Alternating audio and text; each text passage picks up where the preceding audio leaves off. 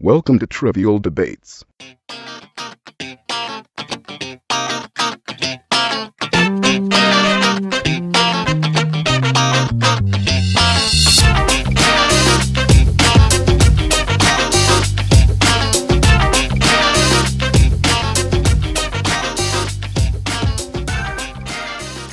All right, welcome to this week's edition of Trivial Debates. We have some awesome new debates this week. I'm your host, Kevin Millard. With me is... Jody. Dave Mader. Jeff Mader.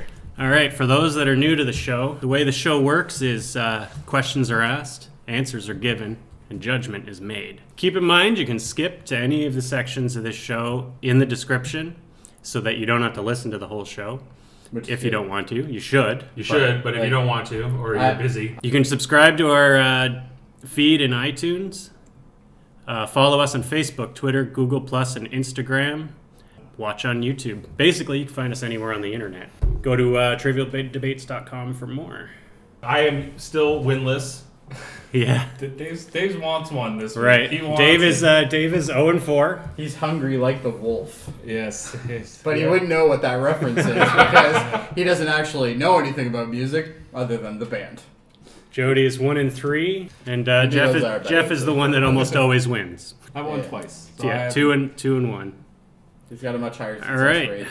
So let's get started. All right, first question. First category is movies. Who played the least threatening villain or bad guy in a movie? This was a very good question, by the way. And it took me a long time to get an answer. We'll start with Jody. We'll go around this way. There's so many villains. There's so many villains, but there's so many useless villains. When I started like going through it, I'm like, holy fuck, these are terrible. Threatening villain or bad guy in a movie.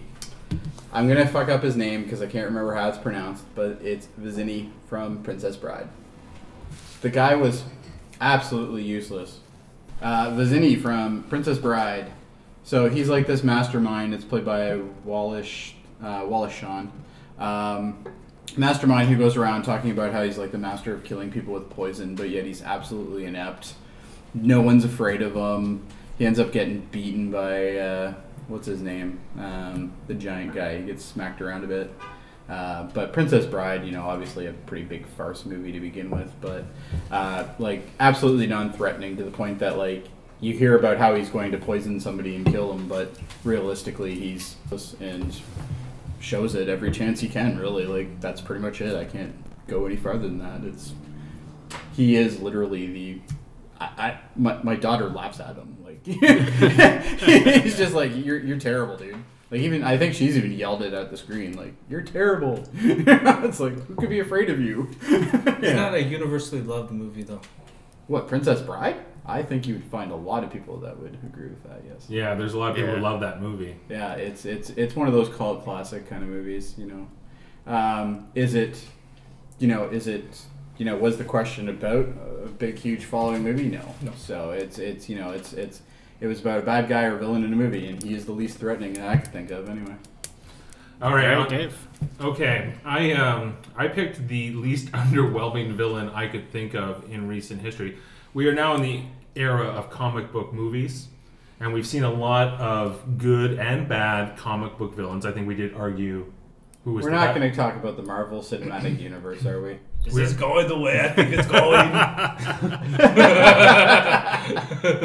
No, I considered Arnold as Mr. Freeze, but I decided he was better than who I picked. Was he really that threatening, though? No, he really wasn't. But anyway, let's hear. Eyes to see you. Eyes to see you.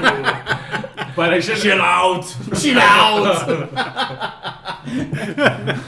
Come to think of it, that would have been a good pick. Yeah, but I didn't pick it. I actually picked Topher Grace as Venom in Spider-Man 3. Okay, I'll get the biggest letdown I can think of any villain on screen. Because in the comic books, Venom is infamous as Spider-Man's most physically demanding villain. Like the one he has to really fight. The one that he's always got to... Yeah, because he's always match made with him, yeah. Yeah, because Eric Foreman doesn't really fit that. Eddie Brock who is Venom, the guy who gets the suit, the symbiote. He's supposed to be a big, strong, powerful, obsessive guy, and we kind of got like a weak brooding, lesser Tobey Maguire. Like they kind of cast him against Tobey Maguire, I think, and that's what the problem was. That they should have picked somebody like The Rock to be Venom, to be Eddie Brock. And in that movie, he's barely in it. They should have got that guy that played Bane. That would have been terrible. Oh, Tom Hardy? I think Bane is a better villain than Topher Grace as Venom.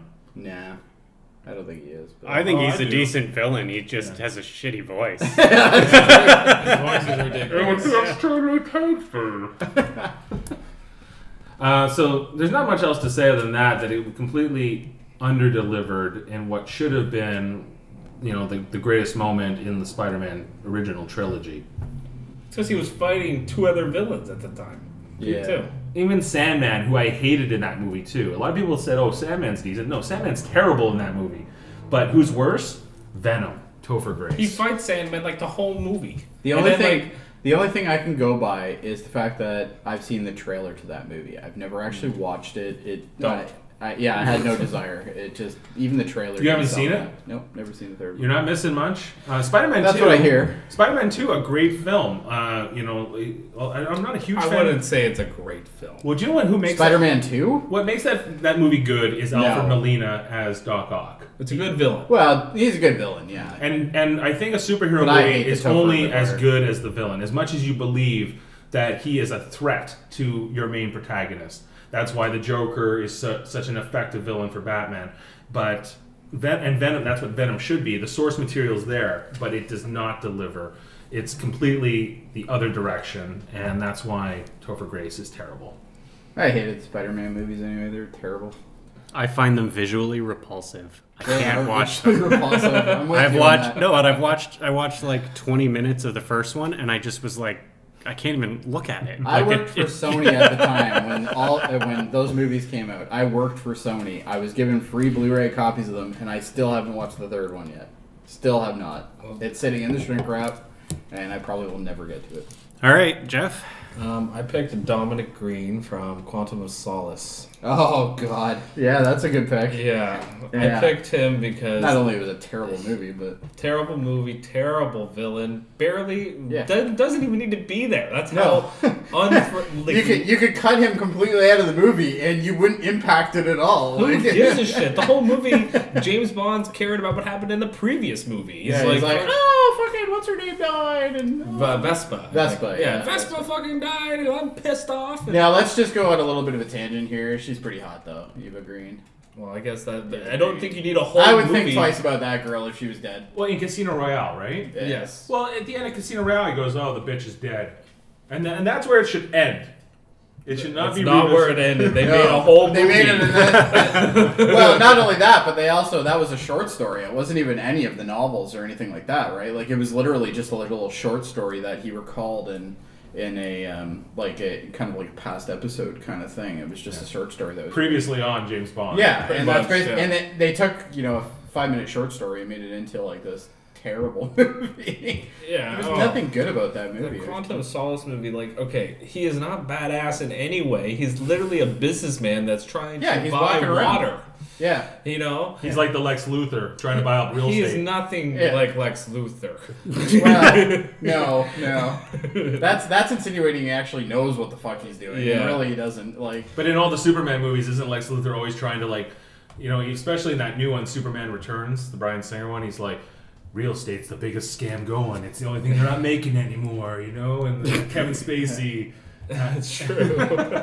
Kevin Spacey as Lex Luthor isn't bad though. It was terrible. It wasn't. So why did you pick Kevin Spacey then? I take Gene Hackman any day as Lex Luthor. I picked a Well, guy I would too, for sure. that Yeah. literally didn't even need to be in the movie, and then in the third act of the movie, like the whole story becomes about the girl, and she's pissed off at the general guy for Yeah. killing her family, and then that's the whole thing that happens in Yeah, and the you third find- act. and And then the the guy swings the thing at James Bond and stabs himself in the foot. And then basically James Bond tells him, fucking. And the you know, entire take a movie hike. is foreshadowing. The entire movie is foreshadowing. It's like, oh, you find out she's got this massive scar from being burnt and stuff like that. And then, like, later on in the movie, she's gonna get burnt by the fucking, like, all the gas exploding in the, like, little desert She gets compound scared. thing that he makes, and she gets scared and all that. It's like, She has to overcome it, and then so like you got that fight going on, and then James Bond is fighting like Quantum of Dominic Green. Solace made me so mad that I actually wanted to go and watch the Bond that had what's her name in it, the one that ended up playing like Christmas Jones. Is it The World Is Not Enough? Is that the one? That might be it. Yeah. Is that the one? It's the one with Denise Richards. Yeah. Right. It was like That's the it. Pipeline or something. I thought That's Christmas, which only, was fucking terrible. Yeah. I thought Christmas only came once a year. Yeah. Which I have to give him credit. That'd be a line I'd come up with Yeah. because that's just rude and terrible. But it was good. But anyway, I guess we're on a tangent here now. Yeah, because I don't See, really know it's what to your job. ask. I know. It's your job to get us off that tangent. Tangent. Yeah. Tangent. You got to rein us Yeah. in. He sucks. He's barely a villain. Oh, I thought you were talking about me. No. I agree with that statement. You do Dominic suck and you're a terrible villain. Dominic, yeah, you're terrible. But that's because you're a good guy. Dominic Green, he doesn't even need to be there, and he's just so not threatening. You ask the question, who is the least threatening? What does he do? What is badass about this guy? Nothing. Why is he least threatening than Venom or... Well, Venom, at least Whatever, is Venom. nobody He's can actually pronounce a his name. character that when he has the symbiote, he's fucking scary. Even He should be, but he's not. That's the point. When he is the symbiote, he was a little scary in Spider-Man 3. Yeah, but you have to admit though, if you came across the symbiont fucking when you're walking down the street, you'd give a shit about it. You'd be like, oh, hold on. You should, but that's what that movie does, is completely take the teeth out of Venom. And they put it into... Vizzini from fucking Princess Bride, he's absolutely useless. He's even proven himself to be useless. That's like what he is. Spider-Man, like by the time Venom finally shows up, there's like maybe a 10-minute sequence with Venom, and he dispatches with Venom very, very quickly because they used up the entire movie with Tobey Maguire doing fucking And emo walks down terrible the street. CG shots of windows. Yes. Yeah, absolutely, I agree. But at least, like Venom, the only thing that I can, point in your favor is the fact that they did with Venom is they would have him as Venom, and then like all of a sudden the symbiote would come down, and then Topher Grace's like bare shoulders would come up, and he's like, ha ha ha ha ha. That stuff fucking drove me nuts in that movie. But other than that, they did some of the Venom stuff okay. But the Eddie Brock stuff was terrible. I think they picked. I think they both picked two villains that are way too obscure. I actually picked somebody who was in a major blockbuster. Let me read it again. Nope, doesn't say anything about it not being obscure. I know, but they have, It was about the least threatening villain. They have bitch picks. I have a real bitch picks. Hold on. Dave's coming out swinging. It's time for Dave to go down. I think the only ones he should even consider right now is me and Jody. Oh, absolutely. Because I think at least... And I do agree with your statement. I don't agree that he's the most least threatening out of the three, but I do definitely agree that yours is way least threatening than fucking yours. Yours is bullshit. I'm throwing down the bullshit now. All right, Kevin. Kevin, do you put on your big boy pants. Yeah, Let's get somebody kicked out. I guess I have. Do you have enough to make a decision, or do you need have any more questions? Yeah, no, I'm gonna have to go with Jody on that one. Jody wins. Yeah, that's right. Yeah. But I will concede to the fact that he did pick something very good, and I actually would have, if I thought of that, I probably would have picked him. He's fucking not even a villain. It's terrible. He's not even a villain. Worst Bond movie ever, and I include the Timothy Dalton ones in that. Oh no, he's fucking terrible. It's just the other two are okay. Oh yeah, but they followed it up with a pretty good one in the next sequel. Skyfall wasn't that great. It was a better villain. Casino Royale was fucking awesome. Yeah, good movie. That was the next Bond villain's supposed to be the Christoph Waltz. Yeah, and that's gonna be fucking awesome. That'll either be awesome, or and it's also about Spectre. All right, back at the podcast. Television. What has been the best spin-off of a television series? And we're going to start with me.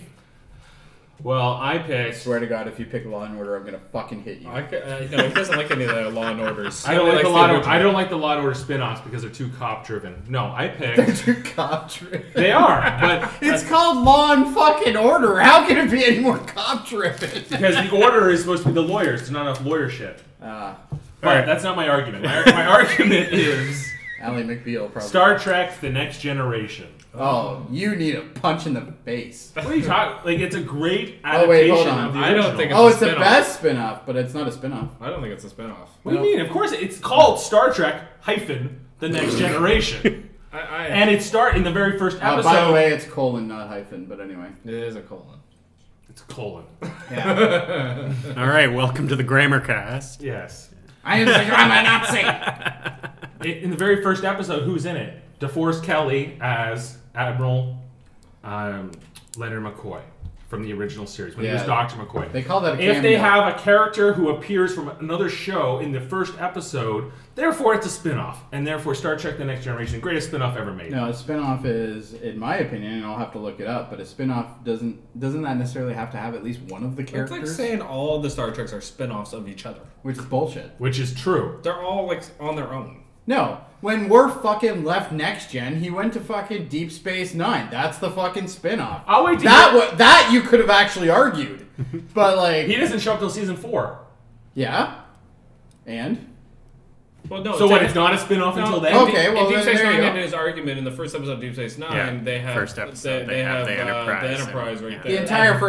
The entire first episode of DS9 happens with the Wolf 359, or 319, Yeah, 359. that's a spin-off. That's a fucking total And spin-off. O'Brien. And O'Brien. Whereas Yeah, O'Brien, straight up. Next Gen is like, we're doing the same concept again. Yeah. To me, like that's. I don't call that a spin-off. Hold on, I'm gonna... You know what? I'm calling bullshit on that, so I'm gonna look it up. Hold It on. is Let's a find out what a spin-off. spin-off is. Maybe you're right. I am right. Of course I'm right. It's in the same universe, so I guess you can give them that too. But Star Trek The Next Generation ran for 7 seasons between 1987 and 1993, or 1994, I'm sorry. A vast improvement on the original concept. Okay, I just need to interrupt. You are actually correct. According to the definition, a spin-off of a radio program, television program, video game, film, or any narrative work derived from one or more existing original works. He's right. Okay, fine. That is a spin-off. So we're accepting it as a spin-off. I'm going to accept it as a spin-off, even though I think you're a bitch. Some great episodes feature... the best part doesn't change. Even if you're wrong, you're still a bitch. Some of the most classic episodes in television come from this show, including the Best of Both Worlds, the Season 3 cliffhanger, Season 4 opener, where Picard gets assimilated by the Borg. Yep. That was fucking huge. No Kutis a Borg. It took that show, the first 2 seasons, painful in a lot of ways, but Well, the first season was definitely painful. definitely the first season was most of all. I found when they upgrade the uniforms in season 3 is like when the show starts to get it going. When they say like Riker's beard, that is now like terminology used in television. You got a dude crushed on Riker, don't you? Yeah, but they say like, oh, yeah, but anyway, Old Who tilty did it? head. Old tilty head. Who doesn't have a crush That on Riker? motherfucker needs to learn how to sit in a chair properly. Yeah. That's all I have to say about Riker. It's almost like What? he's got something on his butt. What? He's like, I gotta lean this way. It almost looks like he's pinching a fart. Yeah. But And he anyway. does that leg over the chair thing You know all the what fucking always time. drove me nuts is whenever they stood up, they would have, Yeah, they'd have to. Because those uniforms. But you have to admit though, Picard doing it, it looked like he was like a fucking like he was an admiral, right? Like it was Right. kind of like a power thing with him. It was called like, the Picard. Fuck you! It's the Picard pull, bitches. It's the Picard maneuver. Is it the Picard pull? Yeah, right. Frakes, who plays Riker, Jonathan Frakes, he said that's the Picard maneuver. Nobody can do it like Patrick Stewart. It's true though. He did do it differently. And some of the greatest episodes in sci-fi history. Numerous characters from all of the shows were intertwined, including I already mentioned Dr. McCoy, DeForest Kelley, but Spock was in a 2-parter. Unification. Spock has been in everything Star Trek though. Well, Like, let's face it, he was in at the the time, fucking reboots. at the time when he appeared on that television show, it was a big deal because That's true. he always said he was never going to appear on another Star Trek thing, and he would never associate himself. And then he realized he didn't have the money for the bills. So He in search of money wasn't coming in. So Yeah. I don't know. Some of the greatest episodes in sci-fi history come from that show, and there were 4 movies that followed that show. Not all of them great, but still, that the power of that television show spun into 4 shows and into multiple spin-offs. You know, Deep Space Nine, Voyager, and Enterprise. And that would not have been Enterprise doesn't exist in my I know, but like, Enterprise. Why do you guys have such a hatred for Enterprise? 'Cause it I sucks actually balls. enjoyed it. Enterprise It killed sucks. it, but He's right. those shows never would have existed if it wasn't for the success of Star Trek: The Next Generation. all right. Well, that's true. Okay, I went a different way. All I right, think Joe Jeff. was an extensive catalog, and this is the best sci-fi show. I went with What? a show Yeah. that is now, and it's fucking awesome right now, and it's a spin-off called Better Call Saul, spin-off of Breaking Bad. I Just still haven't ended seen it. it yet. Just ended its first season. It was amazing. It was, And that follows the lawyer, right, or whatever. Yeah. It's all good, man. It's James all good, man. It's McGill. all good, man. James McGill, and it's, you know what? It's been a fun ride already, and Yeah. I can't wait to see what they do with it. Breaking Bad was a great show, but I am Absolutely. actually digging this show even more. Really? For me, I think Breaking Bad's one of the best shows ever made, but I always enjoyed Saul Goodman in Breaking Bad, and the way they're doing him and they're really explaining his backstory, you get to see a context of the comedic delivery of Bob Odenkirk in Breaking Bad. You get to start to understand where it comes from, and we still get scenes with Mike, and we had a whole episode with Mike, and we get certain intangibles that are amazing from Breaking Bad, but we're also allowing it to be its own show. And it's not really trying too hard to be Breaking Bad. It's just being its own thing, and it's like... It's a good thing Jerry's not here tonight because Jerry fucking hates this show. But to be fair, Jerry hates fucking Everything. No, to be fair, It Jerry... doesn't matter what Jerry likes because Jerry doesn't like fuck all. Yeah, that's true. Fuck you, Jerry, if you're listening. Jerry has very distinct taste. Because right now he's yelling. Yeah, he's- Yeah. He's like, what the fuck? Wait, he Why did they call me?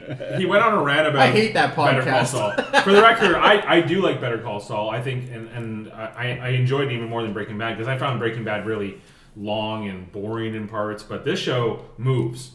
But he was like, I watch this show every week and I keep waiting for something to fucking happen. Nothing fucking ever happens on this show. That sounds like Seinfeld. Sure he's not watching Downton Abbey. The thing is...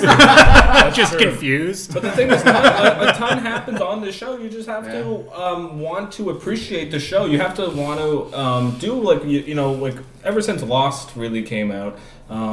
We've really started to delve into all the intricacies of TV shows. And the thing that Better Call Saul has really done is we start dealing into every little Easter egg that is put in. That's what I think is so great about Better Call Saul as a spinoff. Is we'll have like a list of the most wanted men in Albuquerque, and they'll start like taking stuff from Breaking Bad, or they'll make their own new concepts or new criminals that they want to put into further episodes. They'll bring back an old criminal. They'll still put a little bit of format, but then they let it be its own thing and really delve into law and the relationship with Saul Goodman and his brother Chuck. And it's just been really, really good as far as a spinoff because it's not trying hard to be what its predecessor was. It's its own thing. So, And I think the fact that it has the Mike Ehrmantraut character, and we're seeing more of his backstory, it's almost like two shows. yeah, it actually kind of feels like three shows, like especially with this finale that came out. We got the Slippin' Jimmy character from Chicago. We get the Law Jim McGill. Like the reformed James McGill. The reformed James McGill, and then we got the Mike Ehrmantraut. And we will see eventually how he delves into becoming Saul Goodman, but which hasn't happened yet. I think it's gonna happen. All I in can season say is 2. this answer is so fucking long, I don't know if I even want to watch this anymore. So can you we seen move it on yet? yet? No, I He haven't. said at the beginning, no, he Yeah, hasn't seen it. I'm What? kidding. You should want to see it, man, because it's. I think I will anyway, yeah. You know what? And there are things of what David's saying is true, like with the Jerry comments, that at first you're like, you have to like really want to sit down to watch it. It's not, but once you get a couple episodes in, boom, it starts moving, and you get interested. And like I said, with the Easter eggs, and then you start going, oh, who's that? Or is this connected to Breaking Bad? And you kind of figure out, like, there's little things that they did with, like, an episode with Mike's character. Like, he had a sandwich. I forgot what the sandwich was called. Yeah, sandwich. He had a sandwich, but that sandwich was Mike. Okay, sandwiches mean something completely different. No, to me. Mike used to eat this sandwich in Breaking Bad. So I forget what it's the title episode of like a couple episodes back. Pimento? Pimento, that's it. Yeah, Oh, pimento pimento. sandwich. It's the caviar of the Southwest. Right. Yeah. I like pimento. Exactly. All right, Jody. I can go now? Yeah, go for Can it. I finish? Can I finish? Can I Do you- guess? do you remember can I the guess question? what you picked? Sure. Frasier. No. Okay. I'm surprised actually- nobody picked. But I'll Frasier. tell you right now, it was definitely between this and Frasier. Frasier was almost mine, too. Yeah. I always picked Frasier. Frasier is a very good spinoff, and it is what I thought was a true spinoff. Good news is I thought actually the person that picked it would have won, but yeah. with me, yeah. You're a bitch. You like that show? All right. I'm gonna go even out farther than the two of you. I'm gonna go for not only great spin-off, but the most successful at the table out of all these spin-offs. The Simpsons. Are you going off the Tracy Ullman show? Yep, Tracy Ullman show is where it started. It started for 3 seasons on the Tracy Ullman show before it became its own show. You were getting busted my balls. I know, isn't that awesome? About That's what this show's about. I was to quietly burn your laughing ass, inside. to burn your ass so I That's can not make a my spin-off. point better. Yes, it is, absolutely. I It disagree. still follows. That's It's a like saying derivative Wayne's work. World is a spin-off of SNL. No, it's not a spin-off. But it It's was a carryover. skit that appeared on a show. But it's a show that in the shorts had no substance, and then it was given a story. It falls completely under the definition. If we have to give you next gen, It's a show We that have was to on give it another. to you. I think It's a show that was on another show that they made its own show. That's what it is. it wasn't in a show though. It was a series of shorts. It's a series of shorts. So they, I don't understand how that's a spinoff. You're gonna bust my balls for this. I'm eh? definitely gonna bust your All balls right. for this All right, because fair enough. it's like saying Family Guy is a spinoff of Seth MacFarlane's college project that he did in Rhode Island, where it's a certain certain creation of Family Guy, but it's not quite Family Guy. It was just an earlier iteration of the same show. Yeah. It's the same thing. It's not like it was like, okay, All we right. have these characters, and then it'd be like if there was a All right, Shelby. I'm going to be the grown-up here, all right? And I think your point is valid, so I'm going to pull myself out of the race because I think you are right. He's throwing in the white towel on himself. No, I am. All right. Because The I first. think I need to be fair, and So fair is the fact that it is really not a definition of a spin-off, and I think you're right. So I think I fucked well, up. then I definitely win. No, you definitely don't win. I definitely do because his show has only had one season. Oh yeah, because it was Well, a so. show What that is that? ran 7. Remember, can I remind you that Marco Polo fucking won I knew somebody was going to bring that up. because Kevin argued it, and no matter if it was 1 season or 20 seasons, it has nothing to do with How how can we long judge? it ran. I'm not... How can we judge this show based on the merits of one season, which you haven't even seen, right? No, or the show it's based off of. He's not judging the merits How of could how you long try this to is. win a music category and a couple podcasts back with the fucking Doors, and you couldn't actually say 2 different songs they did? And I threw it. And didn't know who Robert Plant was. I can see Just it. And you saying. didn't know who Robert Plant was. So don't give him shit when he's picked In the a show with TV 1 round, season. I am God in the TV Oh, I round, even though see. I've never won a TV round. He's throwing the fucking gauntlet The down. question I don't is, know. what is the Okay. best spin-off? And this is the best spin-off. The Star Trek Next Generation is its own show. It's like it's a new set of characters. It Not became- really related to It's the Star Trek. concept Do you know how much mass resistance there was to Star Trek: The Next Generation when it first came out? Because it was Everyone- ridiculous in that first Everyone season. said no. Absolutely. Before the first episode ever aired, everyone said you cannot recreate that magic of Star Trek. You cannot recreate. Dave, just out of what- curiosity, how old were you when Star Trek came out? 4 years old. He was Alright. digging it. Yeah. Oh, he was digging it. All right. My dad was an original fan, and then he got us watching the Next Generation, and then once we liked it, he didn't like it anymore. My dad did this often with things. I'm just trying to know how you knew that at the age of 4 that there was a massive resistance about it. That's all. No, I know that in retrospect, having Oh, okay. done my research Done and some knowing research. as much about Star Trek as I know. But everyone said you can never do it. The original cast spoke out against it, and everyone imagined it would fail, and it thrived, and it reinvented the show and the whole lore and became a beloved part of it. And to this day, they're still comparing who's better, Picard or Kirk. I say it's definitely Picard. They completely cast against and went against what the archetype was. Yeah, it's the ship flying around from planet to planet, but the characters were so different and so dynamic. If they went against what the archetype was, is it a spin-off? It's still a spin-off. It's still following the same format, it's the same formula to an extent, but the characters don't have the same relationship. Like when I was a kid, my imagination of it was, oh well, this will be Kirk's son and Spock's son and so on. That would be the Next Generation. That's how That's how a 5-year-old interpreted it. All right. But As somebody who's already thrown in the towel here because I have conceded based on. oh wait, Based is on Jody this. gonna snipe me because this would be unprecedented? I am gonna snipe you, and the reason being is because based on the argument he's just made, it's not a spin-off. And I agree. I was about to say the same thing. So It's totally a spin-off. No, that's like saying that Lost in Space is a spin-off of Star Trek because they both happen in space. No, that's It's not. the No, same that's thing. ridiculous. I think argument. I picked the only spin-off. It's a show that was a show, Yeah, and then it took I'm gonna one have to go there, character. too. Like Frasier is a good spin-off. Kevin because is there the was a ultimate character judge here, but I on will say... Cheers. Do you know who the character is in mine? Who? The USS Enterprise. No, it's a different fucking ship.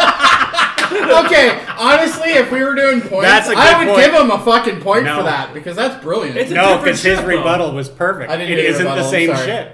No, Oh, it isn't the same ship. It's not Yeah, the that's same true. ship. Not the same ship. It isn't the same ship. He's got a good point. It's not the same ship. The thing is, if you had picked, like Jody said at the beginning, if you had picked Deep Space Nine, I feel hard to argue against you here because that is Because a it is a fucking, true spin-off. it's You've a- taken a character More, from one. more of what we think of a spin-off, but Star Trek: The Next Generation is. What do you mean? But What to we give think to give Dave credit, we have looked up what a spin-off is, and it does actually fall under it. I understand that, but like when you ask what is But the when best you and I spin-off- think of spin-off, we don't think of that. when you ask what is the best spin-off show, I thought of two shows: Frasier and Better Call Saul. And none of us picked Frasier. Frasier's not in the argument. Exactly. So I wish Better I Call picked Saul Frasier. should win. Because Frasier was my first pick.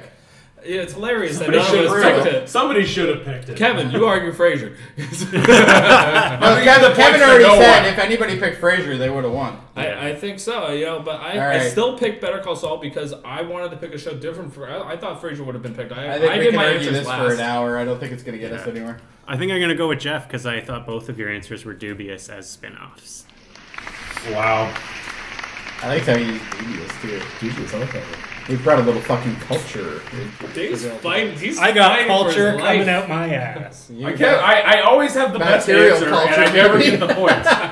Particularly in the movie and TV rounds, All right. I always have the best answers, and I never get it. You always have the best Okay, answers. I'm, You have good I'm going answers. to go out right now and say I'm winning the fucking music round. All right? Oh, I'm not. Oh, you've This is all a got done- good answers. this is You've a got a done really good fucking answer. deal. Statistically, you will be wrong because Well, no, I am, because I am the music. I king. don't even know if I've ever won a music round. Well, yeah, I had to have won at least one because I know. All right, well, Fuck with Robert Plant.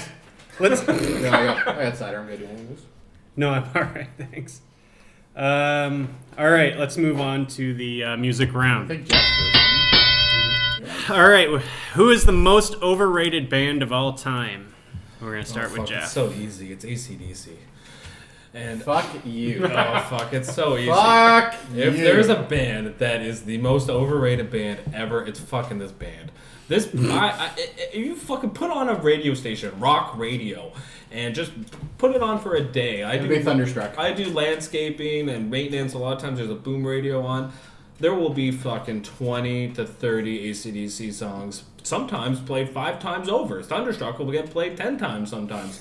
This is the most What radio station are you listening to? Q107, Any. fucking, any of them. Really? All rock God, steady. I don't really Fuck. listen to radio. Neither do I. I That's listen to why. satellite, but I Oh don't my listen. god, they are the most overrated Yeah. band. I do not understand why people love this band so much. They are just generic crap rock. It's not fun to like listen to this over and over. Maybe the first time you heard it, oh fuck yeah, this is good, cool guitar. After that, like, end it. That's it. Fair enough. The singer, they literally they had one singer, they lost him, then they get another singer, and he makes, it tries to sound the exact same as that singer, which is common, but at the same time, they suck. They're just not very good. It's just thunder. Dave right now is going, stop fucking pounding on the table. The microphone's getting everything. Fuck, I don't even know how. I just every time they come on, I click the next fucking station. Yeah. I cannot listen to that band. Like one and done. I say with a band like that, and they are the most over. People say that's a good band. I just kind of go, are you fucking for real? Like, I thought they were a good pick. I've seen them in concert though. I have seen their concert too. And I will say their concerts are quite impressive. I find. Yeah, it's like okay, any I other. would like to hear what Jody has to say. All right, So Jody. I'm gonna have a lot of You're rebuttal up. arguments. All right, boys. There is clearly only one winner to this, and I'll tell you right now, right off the top of my head, when I read this, I didn't even get to the last part of the sentence before I thought of this band. The fucking Doors. I thought you might pick The Doors are fucking terrible. I can't even name their songs. I disagree. All right, well, that's okay. You're allowed to disagree. Not much, but you are. The biggest problem with the Doors is that everybody puts Jim Morrison on a pedestal. The fucking guy died. Like, who cares, right? It's like the Kurt Cobain effect. It's the Kurt Cobain effect. It's the same thing. And honestly, I was kind of throwing down the idea of Nirvana, but David Grohl, like, Yeah. See, David it's hard. Grohl, like, Interesting. and it's interesting. But anyway, I don't even think Nirvana's overrated. I know they're not in the conversation. But Nirvana is definitely overrated, Oh, but definitely. not as overrated as the Doors. And the Doors being Jim Morrison, everybody thinks that Jim Morrison is some fucking great poet, fucking laureate kind of guy, and it's like, it's fucking terrible. Have you ever actually read any of his lyrics? Have you? Oh, yeah. Like, has anybody read it? Oh, Riders yeah. of the Storm. Figure it out. Oh, it's I can't figure It's fucking it out. terrible. Can't figure it Yeah, out. but yet it's considered one of its. Storm. I actually did a search, greatest Doors song ever, and that's the one that. That's the came up. one that came up. I disagree. That's Which the is first one. terrible. Like, I actually managed to grab some lyrics. There's a killer on the road, his brain is squirming like a toad. Take a long holiday, let the children play. If you give this man a ride, sweet memory will die, killer on the road. Fuck off! That is terrible! What is that? Honestly, what does that mean? I think. Can anybody figure that out? No, I know. Have you nonsense. seen the Doors movie? It's complete But they were nonsense. probably stoned when they wrote it. Oh yeah, they're doing well, Coyote that's Angel. fine. I enjoy a lot. Have you of seen the Doors Doors movie though? Yes. Okay, a lot of the Doors songs are written about this time when he was a kid and they drove by the Indian and there's a bunch of Indians dead on the highway Yeah. and he talks a lot about that. And he literally Traumatic experiences. he yeah. reused that experience, traumatic experience, like in multiple songs. But And- he's not a poet, and Jim Morrison, number one, the band itself, the band behind him, not a terrible band, but like every other '60s band. Honestly, if you take him completely out of it and he just plays the music, they play the music, you would not be able to differentiate them from any other band in the '60s that came from like the West Coast, right? You just couldn't. I think And though, then like, you they have got Jim Morrison. better as time went by. That band as well. Like They're fucking famous and popular because he fucking died. Like, that's just that. they were that is famous what it is. and popular before he died. They were They were huge. They were famous. on the Ed Sullivan Show. They Yeah, were huge. absolutely, and there was no reason for it. It was terrible music, and I'm close to the Beatles on this one, but I'm not the You were Beatles gonna in go my Beatles opinion. on Overrated here? Beatles are very overrated, but I that's a would've. whole different story. But I don't think they're as overrated as fucking the Doors. The Doors are terrible. Not even one good album in my opinion. Sorry, done. All right, Dave. All right. I'm just interested to decide. He's gonna pick. He's- He's gonna pick Pink Floyd. He's got a good one. Does he? Oh, yeah. All I right. picked Oasis. Now that is a good one. That is a good one. Give me the point now. I'm not going to give him the point, I'm but not you know what? taking away That from is a good one because fucking Noel and fucking what's the other one? Liam Gallagher. Both Noel are a and pain who in gives the a ass shit. and- yeah, Yeah. but They it's tried good. to ride the Beatles wave. Oh, In I'm fact, they created They created the character of Charlie on Lost. I know we've talked about Lost before. Lost is terrible. But it's based on the Gallagher brothers, like those, and And that's why it's they write a bunch of like pedantic music. It's completely bullshit. Like It's fucking terrible. It's a bunch of like simple chords with a bunch of whiny, fucking long, shitty singing. Are you sure you're not explaining And why yours?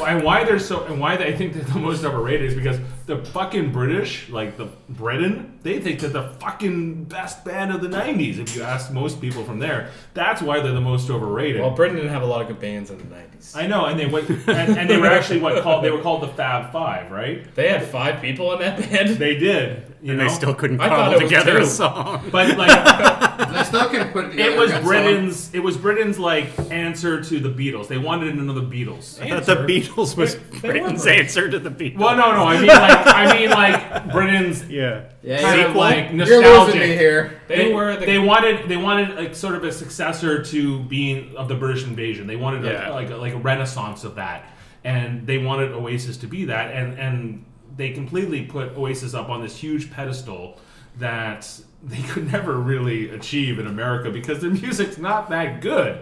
It's just not. Like there's some catchy tunes, and that's about it. And you know what? If both those brothers died tomorrow, they probably would have the same amount of success as the Doors. I disagree with The this. Doors the fact are that you're fucking talking terrible. about. That I do agree it happened with Nirvana big time, but with the Doors they were big before they got. And he you're died. telling me that they would continue to make quality music after he died. Yeah, that band was only getting better, man. Like, yeah, they were. The Doors. The LA Women, their last album, is, I think, fantastic. There's some of my favorite songs of that era are on there. Hyacinth House, The Wasp. They're just some great. I disagree with you on the Doors. I mean, I know it's an often picked for being the most overrated, but AC/DC is the most generic rock. I would listen to AC/DC any day before I listen to I feel Doors. sorry for you because the Doors is so much better than AC/DC is not my favorite. Neither is the Doors. See how he said the Doors though? He's like he doesn't listen to old music really. Like I'm with Dave on this one. I'm with Dave on this one. AC/DC, I can't believe I have a lot of AC/DC. respect for. They're still playing today. They have some great hits. Like you can't deny that they have some great hits. I can deny that. I can just deny that. You all their seem songs to sound have more very of a similar. problem, But the though. fact that they're You have more of a overrated problem means with they had to overplay. have hits. Oh yeah, Right? Oh, well, there's no debate though. Everybody Everybody that's had at the hits. table who has brought a pick here, It's nothing to do with popularity. they've had hits. Okay, Oh, yeah. let's face it. Okay, the Or Doors they have been wouldn't be very overrated. successful. Mm-hmm. Oasis was very successful. AC/DC probably, in my opinion, the most successful of the three. But your Money pick. maybe. I think Yeah, Oasis maybe. might be up there. Oasis, well, you got to remember they came in a different time, right? Right, So right, it's that's the they're going to 90s. make more money in the 90s, I Yeah. think. But the thing that bothers me about your argument, Jeff, not that I'm completely against what you've said, but Right. the biggest issue that you seem to have is the fact that you hear them over and over and over again. That doesn't necessarily mean they're overrated. That just means they get a lot of airplay. Right. Right? Why? So, People want to hear what do the you mean songs. why? Why They would have an anyone want to extensive listen to catalog that people enjoy to this, listen. extensive catalog that all fucking sounds the same. I can't enjoy Doors because they're terrible. They're not terrible. They are. They're a good fucking band. No, they're not. They are. I'm This not- is devolved now into yes, no, yes, no. And Oasis, as much as I hate to say it, I've enjoyed the occasional song from the Oasis, but they are a terrible band. In my opinion, they're just as terrible as the Doors. I don't think AC/DC is that terrible, quite honestly. Do they get overplayed? Hell yeah. Big time. Would I want to listen to them 24 hours a day? Fuck no. Right? But yes, and obviously you have a profession that you listen to radio a lot and stuff like that, and I appreciate that. And yes, they do get a ton of play. I'm pretty sure I can tune in any radio station and hear AC/DC within an hour. Yes, Guaranteed. that's a problem. But that doesn't make them terrible. No. The Doors are terrible. It's not about if terrible. a tune comes It's about on, It's about being overrated. But they are think, overrated. I think AC/DC has the most longevity of these three bands by far. Absolutely. They were all big in their era, you know, like with AC/DC, probably the 80s, like was their time. 80s, Yours is the 90s. 60s, mine are the 70s, 90s. 80s. 70s, 80s, okay. 70s, 80s. Yeah. But your band has endured, okay? That doesn't mean mine, anything, though, Mine about was being like overrated. huge for like a few years, and then now everyone just like, fuck Oasis. Who listens to You know? Oasis anymore? Exactly. That's what we're talking about. They we're were talking overrated. about whether All or right. not I they're overrated. have to go with Jeff on that one because if they're overrated, they would still be overrated, and they're not really No. overrated anymore. Well, No Is one that gives how a you shit about interpret them. it? Is that how you interpret it? It's like Oh, okay. overrated now? It's obviously No, yeah. just overrated. Overrated as a band. AC/DC is one of these bands where people go, Angus Young is one of the best guitarists, and if you constantly look I up, would completely disagree with that. right, he's like fucking at best 200th usually on the list. 200th? Yeah, I would say he's between 150 and 200 in the Oh greatest, yeah. fuck! Like, It's not that he can't play. Like This we band- all can agree he can play, That's what we're but saying. he's definitely not the best guitarist. Well, yeah, in if the he's world. one of the greatest, why does every They're like- teenager they're- able to play Thunderstruck? Man, everybody can play Thunderstruck. Fuck, I can play Thunderstruck. A lot of times bands get overrated because of like sex appeal or different things. Like, there's nobody who thinks anybody at AC/DC is fucking hot. That's a fucking That's true. Okay. And you know what? Jim Morrison was a fucking sex icon. And so were the Everybody Gallaghers thought he in was their fucking time. gorgeous. I don't understand why, but they were. Like, everybody thought that. Jeff had a crush on Oasis, so I mean, not Jeff, Dave did. Oh, yeah, like. We know Dave did for sure. He was like, Like- him is my hero. Like, And during he the had, 90s, I was you like- had posters and shit, didn't that, you? No, so no wait, posters. being hot makes you overrated. That's No, the but argument I'm getting. It contributes, though. It contributes to why people like you at a certain time. The thing is, people still like AC/DC regardless of that. I Like, think they're idiots. That's what overrated means. They're idiots for liking AC/DC. It's a band that writes the same song over and over, fucking pops it out and throws it on the album and says, buy my shit. And people are like, yes. give me more of All the right. same. Well, I lean towards Oasis as a band, but you're making better arguments. What do you need to hear? I can tell you anything. I'll suck your dick. I'll right suck now. your cock! I will throw it in my fucking mouth and I will gargle your balls, I need this sir. point. I need to tie this I shit need up. to win the fucking TV, the fucking music round. What a bitch. Why specifically? Why is Oasis more overrated than AC/DC? Because it's fucking Oasis. I'm talking globally. I'm not just talking where we live. In No, Canada, yeah. in Canada, people have forgotten about Oasis, but in Britain, still massive. Okay, it's huge. That's not globally. That's Britain. Well, they have more people than us, so it weighs against it proportionally. And I just remember every British exchange student that I went to high school with was fucking in love with Oasis, fucking creaming their pants over Oasis constantly. And to this day, they would if Oasis was going to play somewhere, they'd be going right away. It would be epic. It would be if they were playing Sound of Music, every fucking British person within in Ontario would fucking flock to it. You know, they just love it so fucking much. That's why it's fucking overrated. So just to let you know, based on the searches that I've already done, none of our bands are in the top. Actually, yours. I did a. Oasis, I can't find one yet. Oasis was on a few lists. I found both Doors and Oasis. I did not find my band on top. You know of the why? list. Because they're not. They fucking. So you're are. out of it. His You've band already is not fucking overrated. No, His they are band- totally overrated. They're one of the most overrated bands, if not the most, by far. Because what the fuck are they? Would you say that they have one of the best musicians in fucking rock? All right, I think it's Would time to you go to say- Reddit because there's an entire argument here on Reddit about this. Okay, let's hear it. Kiss is the most top rated. That would have been a Kiss good one would've been- too. I was gonna pick Kiss, but I thought AC/DC was Okay. worse than Kiss. Okay, That's not true. it's sad, but the second highest, according to the guys over at Reddit, is AC/DC. It's not even close, guys. Here, it's AC/DC is the one band where it's it makes it. Music However, retards. The listen Doors to are fucking third, AC/DC. and Oasis is fourth. So that's actually pretty impressive. No, I'm yeah. surprised. It's not easy. We've- This is We're It all isn't. picking It isn't ones. easy because Jeff's making really good arguments. Fuck How do you yeah. feel about pickled He eggs? just feels Compare them to pickled fuck. eggs. If AC/DC Are they worse than pickled eggs? AC/DC could write a song called Pickled Eggs and be like, you family pickled eggs. Oh, give it to him. That's awesome. Just give it to him. That was awesome. Yeah. That's pretty fucking good, actually. But Dave made some good points too. I don't know. I gotta give it to Oasis because I think that's true. Oasis is terrible. Dave loves music. I still can't believe that Dave wins the music rounds. It's because he always loses movie and TV, and then the does host always. takes pity on him. No, The host So is what you're like, saying is we should mix up the. fuck it again. we should mix up the order.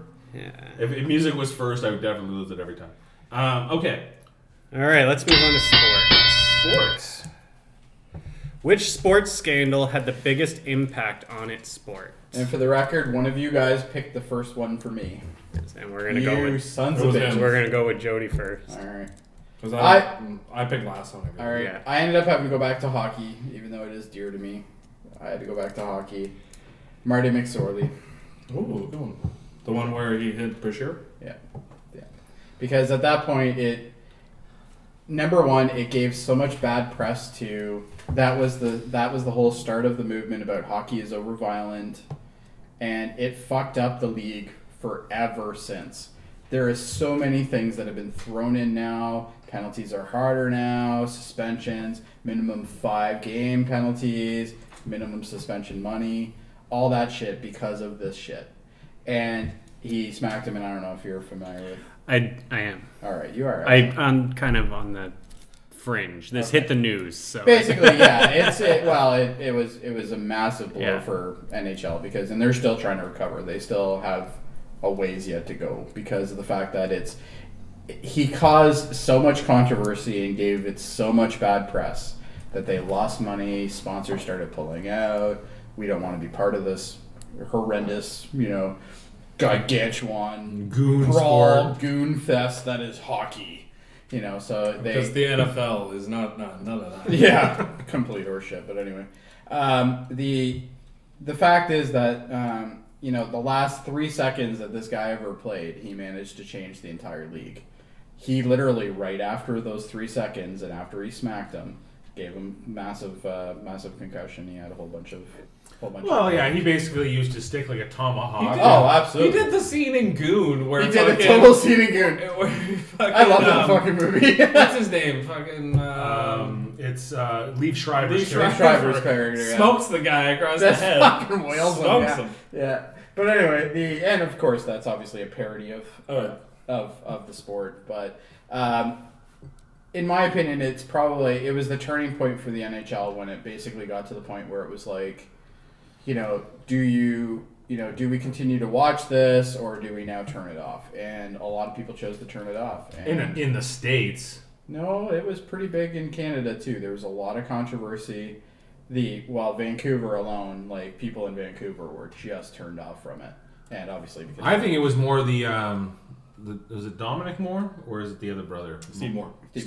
I think that was bigger. The Don Produzi. That was bigger, but that was bigger because that was afterwards of the fact that this happened prior. Both had Vancouver jerseys That's going true. on in that fucking game. Yeah, but Vancouver are a bunch of fucking goons in there. That's because Vancouver pisses the shit off out of everybody. And then they have fucking riots when they don't win because they're babies. Yeah. Fucking babies. We can all agree that Vancouver is a bunch of babies. Yeah. Plain and simple. But anyway. Sure. So anyway, I think, he was obviously found guilty of it. How could he not be? It was on tape. Well, that was the whole argument, them bringing criminal charges based on what happened. And in the he game. was actually that was one of Assault the with a first weapon. actual offenses that was also a criminal charge while it was being played the game. So the game, not only did he get a suspension in game and he was kicked out of the league essentially, but he also he got a suspension and then he didn't bother to continue. But actually, did Sorley come back? He might have come back for a bit. I can't remember. But either way, nobody gave a shit about him. But he also had criminal charges brought upon him, and that was like unheard of at that time. It was like, this is a game that you used to be able to nail somebody with a puck in the face, and that was the end of it. Like, it wasn't a big deal. But, obviously if you tomahawk somebody with a stick, they decided it was going to lead to some bad press, and it certainly did. And, they lost a ton of sponsors. You got to remember, there was big sponsors. Like, they had shoe companies in. It took them forever to get Reebok back, stuff like that. And now Reebok, obviously, is still pretty big, predominant in hockey. But overall, I think it was the turning point in the NHL, and I don't think they've fully ever recovered. People still think of the NHL as being a goon sport. Not so much anymore, but it still happens. And I think that greatly affected the game. And I think that is exactly what was the biggest impact on its sport. I think that was huge for NHL. That was one of the biggest things I can think of in the NHL. You have obviously different, you have different sports that have had their problems. Obviously, I'm sure somebody picked the Yankees, but it's something like that, or various other things. But I think that was the biggest when it came to the NHL, which was already struggling in the States to begin with. That didn't help. So either way, I think that was the greatest one in my opinion. All right, Dave. I picked performance enhancing drugs in baseball. More specifically, steroids in baseball. If we can remember the era of Mark McGwire, Sammy Sosa, them fucking hitting the dingers. Even if you're not a baseball fan, if you've seen The Simpsons, where Did you say Sammy Sosa? I was one of He the did kind of first. say that, yeah. Because But it might my have been mom from the watched booze, I don't my know. mom watched baseball all the time, and I remember Mark McGwire as this skinny little guy, and then he came back the next season. I went, "Holy shit, that guy's on steroids!" Barry Like, Bonds, yeah. all these guys who were Jose Canseco, who have now come out very much about what they did in that era. Because it was a big fucking mystery. Right. Well, at the time, it was very much overlooked. Your balls are small, but your muscles are huge. Obviously, that's natural. I think what's most fascinating about the scandal is that it kind of went unchecked for so many years. It took so many years for people to put it together. That's true. But was that truly a scandal at that point? Like, it was assumed they were doing it, and no one gave a shit for a while, and then all of a sudden they did. Oh, I think the baseball I think it purists falls did. into the spirit It's of still the a question scandal. that Yeah, it's still a that scandal. I asked. get it, but It ended up in front of Congress. It ended Well, up in that's true. front of the lawmakers of a nation. But that's who- because that nation actually seems to like that game, and I haven't figured a out whole why. hell of a lot. Yeah, now, I know you really. hate baseball. Baseball is fucking terrible. Right. But what makes it more terrible, Jody? Cheating. That's true. And no matter what the sport is, if you're cheating, that's terrible. Yeah.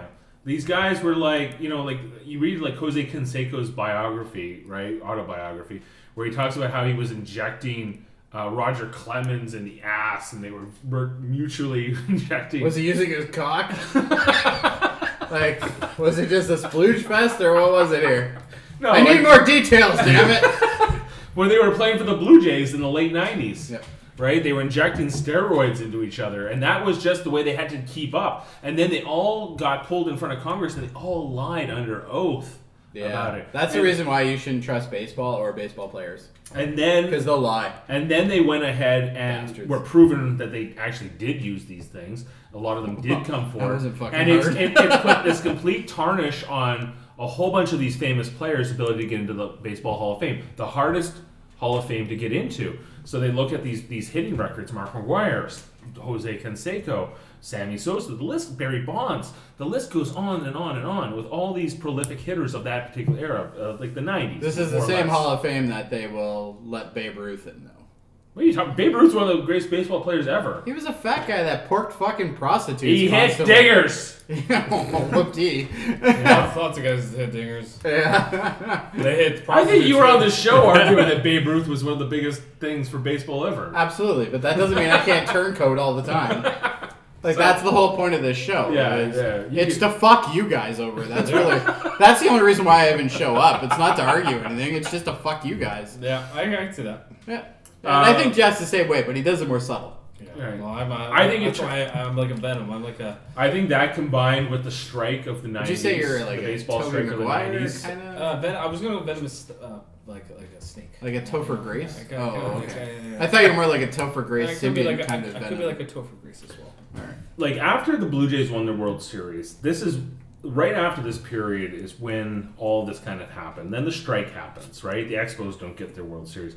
So so that combined with this steroid scandal, which had the longevity, turned everyone off baseball for a long, long time. Jody fucking hates it. He's a product of this. That's not why it's fucking. No, I hate baseball because it's a terrible fucking sport. I watched an episode of 2.5 Men from like fucking it's the early 2000s. I'm sorry.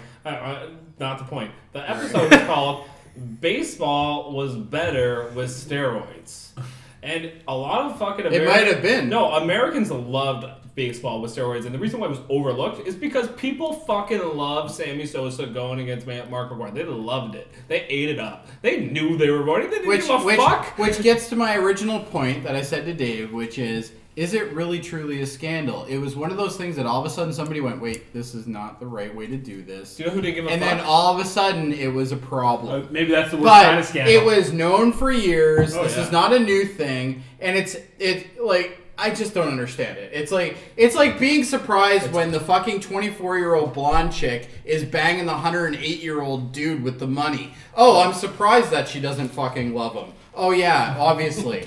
It's like, oh fuck off. Like you knew that these guys were butch. Kevin said it himself. It's like you see the guy one year, the next year he's fucking massive. Oh yeah, all that weight training, I'm sure. No, it was all the fucking steroids, you jackass. Like, and that was my original point. Is it really that much of a scandal? It's not. Huge scandal. It wasn't a scandal. Criminal charges were laid. Hall of Fame That was only records, after legacies were broken forever. That's only because somebody got pissed off about it. Yeah, that's the only reason exactly why. Right. People that weren't roiding were like, what the fuck? Barry Bonds is breaking records and making a buttload of money, and he's I think cheating. he's defending himself against you guys pretty good. He's doing pretty I good. haven't even got a chance to argue. Yeah. But all he's said so far is, oh, but it was a big fucking scandal, and he throws his arms around. Yeah. That's not really defense. You can't see that on the podcast, but I was still No, and I'm glad they can't. No, the thing is, MLB made more money during that period probably than ever before. They fucking TV ratings between Sosa and McGwire, everyone was watching that shit. It's the same thing with Tiger Woods when he was winning all his majors. People like to watch success. People like to see people break records. Yep. That's what was happening. That's the reason why people watch the Summer Olympics. It took away the innocence of a nation. America was baseball was their game, Jeff, and it showed what lengths people would go to for money. Wanted their innocence to be broken. They wanted to get. No, they didn't want to. That's why it was all in retrospect. That's why they watched in fucking $1 million. Baseball will always be America's game because only America can appreciate a game where you sit on your ass most of the time. All right. Nice. I should get a point for that because I just made him spit out his beer. And on that note, I passed All right, the point. yeah. I want Let's go to to Jeff. know what Jeff says. That was very good. But just before you start, I think you and I can both agree he's full of shit and it's not a scandal. I don't think it was until Of course later, it is. and even when it was not fucking handled properly. It was swept under the rug. Not that Absolutely. Not that. That's an ultimate It scandal. was completely fucking ignored. They couldn't sweep his under the rug. the Damn hockey right, thing. because it fucking happened and People- it devastated the on league. camera. All right. First of all, almost See what all happens of them, when I'm not dominating the sports category. It's true. Though. most of the main perpetrators of the steroid scandal lied in front of the Supreme Court. Now, the thing is, That's a big deal.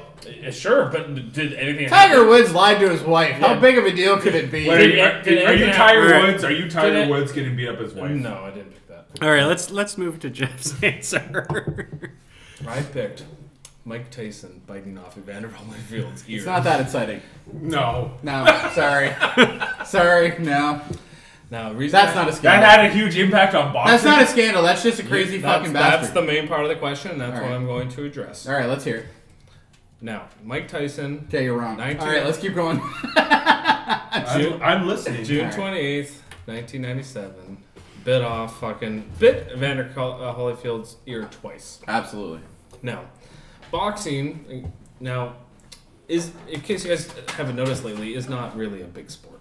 No. It's really not. But at the time, it was the biggest fucking deal. During the steroid scandal that was going on during Davis' whole argument, that when Sammy Sosa and Mark McGuire were going against each other, this is what was happening in the boxing world. And it was the biggest pay-per-view thing going. How did it change the sport, though? Oh, it changed it because... Because I'm pretty sure there was always a no biting off the fucker's ear rule. Oh, there was always, you're not allowed to I'm do pretty sure that. there was always never hitting a guy in the head with a stick rule. Touche. Bitch. Not the point. We're talking about what had the most impact on the sport, and I think my impact here is boxing. That was the height of it. That was the pinnacle of people's interests. But nobody gave a shit in boxing back then either. Oh, people cared at Really? that moment. Oh, Mike Tyson. Americans who get to sit I on think their boxing ass and stopped. watch. Boxing That's stopped. another fucking sport. You sit on your ass and you watch two people pound the shit out of each other. What is more But American you're not- than that? but- Watching sports in but- general, you sit on your ass and you but- watch. but I mean, watching- nobody asks you to get out on the But field. the athletes who are There's who no are sport where playing that the game- I want to go see that sport where they ask you to participate. I fucking don't. Jesus Christ. You're not participating when you're boxing though. There's only two people that are participating in boxing. And the ref, I guess. And the ref, I guess, technically, and it's that is more of a sport in my opinion than baseball. But I almost said basketball actually, but funny enough. But I don't see how it changed the sport. It didn't change anything to do with the sport. My sport had major changes to it. There was rulebook changes, the high sticking changes were done, all that shit was changed. We're not talking about rule changes, which both But of that you guys impacts the addressed. sport. That impacts the sport. Not what completely. I'm arguing. What I'm arguing is overall impact, what people give a shit meter. People give a shit meter on boxing ended after that. It was huge, and that was at its pinnacle. That scandal was the biggest fucking thing boxing had ever seen. Period. And after, who give a fuck about Lennox Lewis fighting Kurylenko and then now who? No one cares. No one cares. Well, now there's about a big boxing. one. It wasn't because of Yeah, the Mayweather. ear bite. Who cares? It wasn't because of the ear bite. That's not why the decline of boxing I'm cannot be saying- attributed to that. I'm saying If anything, that gave it its biggest spike. It did. It did, and that's what what I'm arguing is it. But I would think Mike you Tyson said what beating had up the his most wife would influence, have caused what that had the too. most impact on it. You guys are both arguing negative impacts, I guess. You either- said this was a either- positive. You think that's a impact. positive one? At the time, it was the biggest fucking. So you think that actually drew people in? Oh fuck! You got people talking Oh, about it. huge Well, man. I got people talking about this. Absolutely, it got to people would not shut up about that for like a year.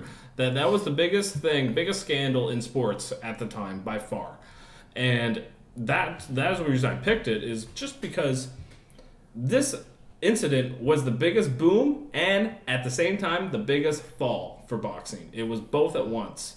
And you guys are both kind of arguing biggest falls, which both of your sports are still very successful today. Whereas boxing is like there's a match going on.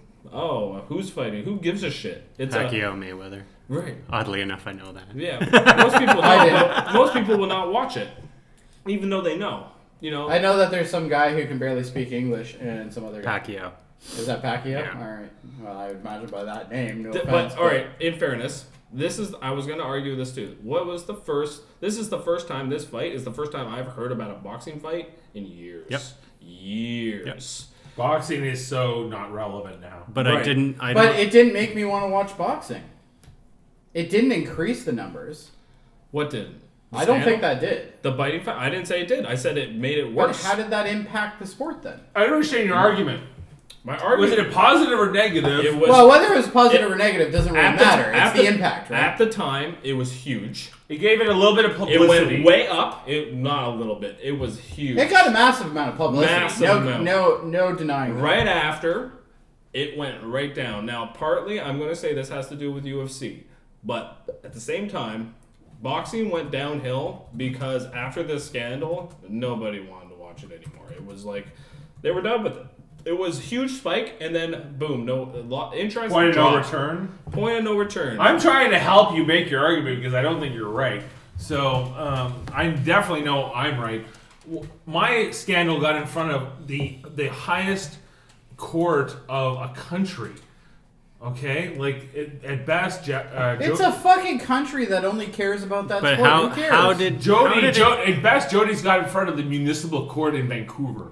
Like, Jody What has are you talking about? He explained? got criminal charges. It was a federal okay, and offense. so maybe like the regional. All right. In Jody's argument, he regional. explained how there's been rule changes and how it's changed the game. But how has it changed? How has the scandal changed baseball? Huge in massive ways. You're gonna have to explain Name it to me one. because I haven't given a shit about Well, baseball. Actually, name two. It's usually you can't name two. It was a massive epidemic. It was a massive epidemic of epidemic. What are you It's not an talking epidemic. It was an epidemic of drug addiction. In this case, with performance-enhancing drugs, steroids. It became the norm. Everybody had to start doing it, and it drastically decreased the life expectancy of a whole bunch of professional athletes. Whose fault is it? Are they still doing it? No. Answer me. Whose fault is it? It's arguable. Whose fault is it? Yeah, whose fault? Who's the scandal? Who's the scandal on?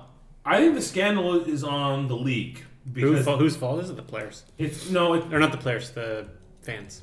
It's Yeah, because they actually encourage the sport They to do. continue. You said Which it is yourself. terrible. They enjoyed it. That's so right. it's the fans. They did enjoy it. Yeah. you're right. He but- went the complete opposite way. Hold on, I'm not done. I didn't get out my argument. You guys know I'm right. I don't know about that, but all right.